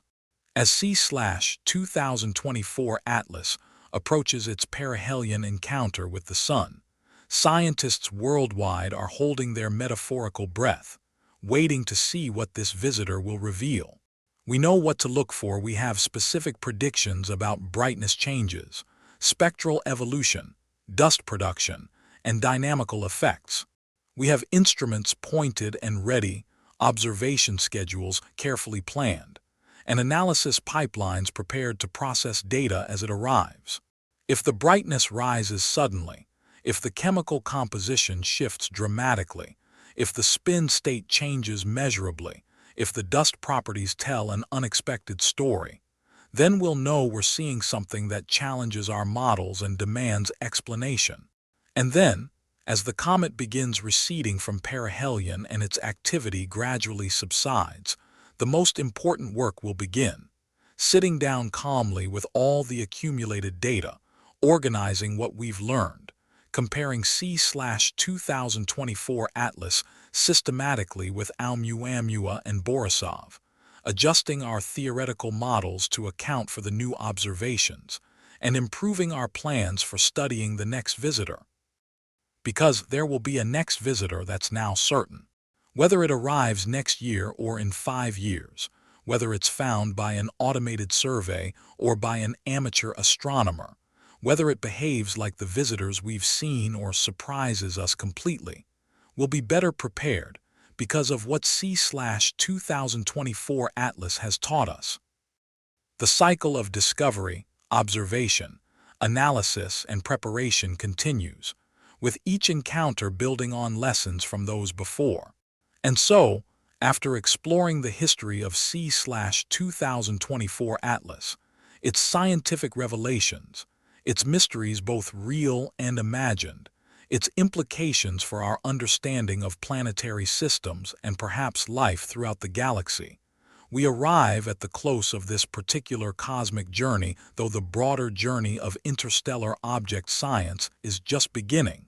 While the echo of C/2024 Atlas slowly fades as the comet recedes between the planets on its return to the interstellar void, there remains a silence that is not empty, but rather pregnant with promise.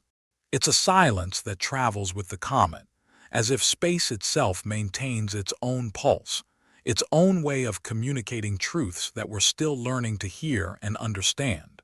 For months, we've watched this visitor from Earth, from Mars, through the eyes of our most sophisticated telescopes, and from the surfaces and orbits of 2 worlds. Yet its deepest essence remains shrouded in mystery, perhaps permanently beyond our complete comprehension. We know that it came from far away, from beyond our solar system's protective boundary, carrying within it ice and dust that formed under another sun in another era, perhaps in a corner of the galaxy where the days last longer, where the light is a different color, where the chemical composition of the natal cloud differed subtly or dramatically from our own. We know that its interior contains frozen gases that tell stories about temperatures, pressures, and available materials in that distant birthplace. We know its composition speaks of carbon dioxide, of volatiles that are rare here but were abundant there, of proportions and ratios that challenge our assumptions about what comets should be like.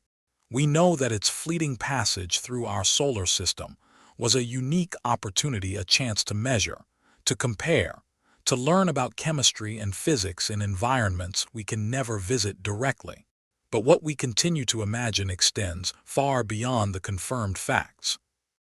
We imagine the places it visited before encountering us, the stellar systems it passed through or near during its millions of years of wandering, the possible planets from which it was gravitationally ejected in some ancient dynamic upheaval we can only reconstruct through mathematics and models.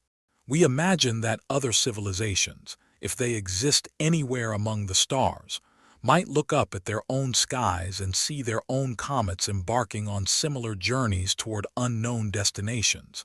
And we wonder if they ask the same questions we ask, feel the same mixture of curiosity and melancholy at watching travelers depart. In this imaginative game of cosmic mirrors, C/2024 Atlas reminds us that we are not isolated spectators cordoned off from the universe, but rather participants in a vast network of worlds that brush against each other, exchange material, and say hellos and goodbyes without knowing it, without intention, guided only by gravity and chance. Perhaps the most poetic aspect of this entire encounter is accepting that we will never fully know this visitor's complete story, that its full history will remain lost in time, mixed with the dust from which everything in the universe comes, and to which everything eventually returns. And yet this incompleteness is not a failure or a loss. It's a form of appropriate humility before the vastness and complexity of the cosmos. Because every time an object like C/2024 Atlas visits our solar system, we are not merely observing a rock traveling between stars. We are observing ourselves, our curiosity, our drive to understand, our place in a universe that is simultaneously vast beyond comprehension and intimate in its interconnections. We are seeing our own reflection in the wanderer, recognizing in its lonely journey something of our own condition as conscious beings aware of our cosmic context. Let us imagine, then, that tiny point of light continuing its journey outward, crossing the boundary where sunlight no longer provides meaningful warmth, where cold becomes not just intense but absolute, where silence is almost palpable. There it goes, carrying with it particles from ancient worlds and the questions we couldn't fully answer, the mysteries we glimpsed but couldn't solve. Maybe someday, in another stellar system orbiting another sun, observers will see it pass and feel the same mixture of wonder and tenderness at something that forever escapes complete understanding. They might wonder, as we have, about its origin, its journey, its meaning. And meanwhile, here under our own sky, we can close our eyes and let our minds drift with the comet as it returns to the interstellar darkness. We can think about how, in the silence between worlds, there is also music, a cosmic symphony of gravity and motion, of chemistry and light, of formation and dissolution. Each visit, every brief appearance, every pause in our routine to look upward and wonder, reminds us that the universe is immense beyond human comprehension, but not indifferent to meaning. It speaks to us, but slowly, in a language of light and motion that we're still learning to interpret fluently. The universe reveals itself gradually, on its own time scale, indifferent to human impatience. Each interstellar visitor is a word in a long sentence that spans millions of years, a sentence we're only beginning to parse. C/2024 Atlas is one word in that sentence, a curious word, an unusual word, but connected to all the others in ways we're still working to understand. And when the next word arrives, the next visitor from the interstellar ocean, we'll be better prepared to read it, to understand its grammar, to appreciate its place in the cosmic narrative that surrounds and includes us. So ends this particular journey through the story of C/2024 Atlas, this exploration of what we know and what we imagine, what we've confirmed, and what remains tantalizingly uncertain. If you've stayed with this story to the end, thank you for joining this voyage through science and speculation, through data and dreams.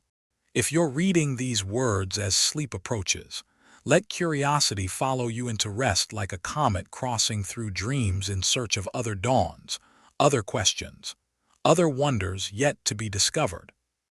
The sky continues its ancient dance, indifferent and magnificent whether we watch or not.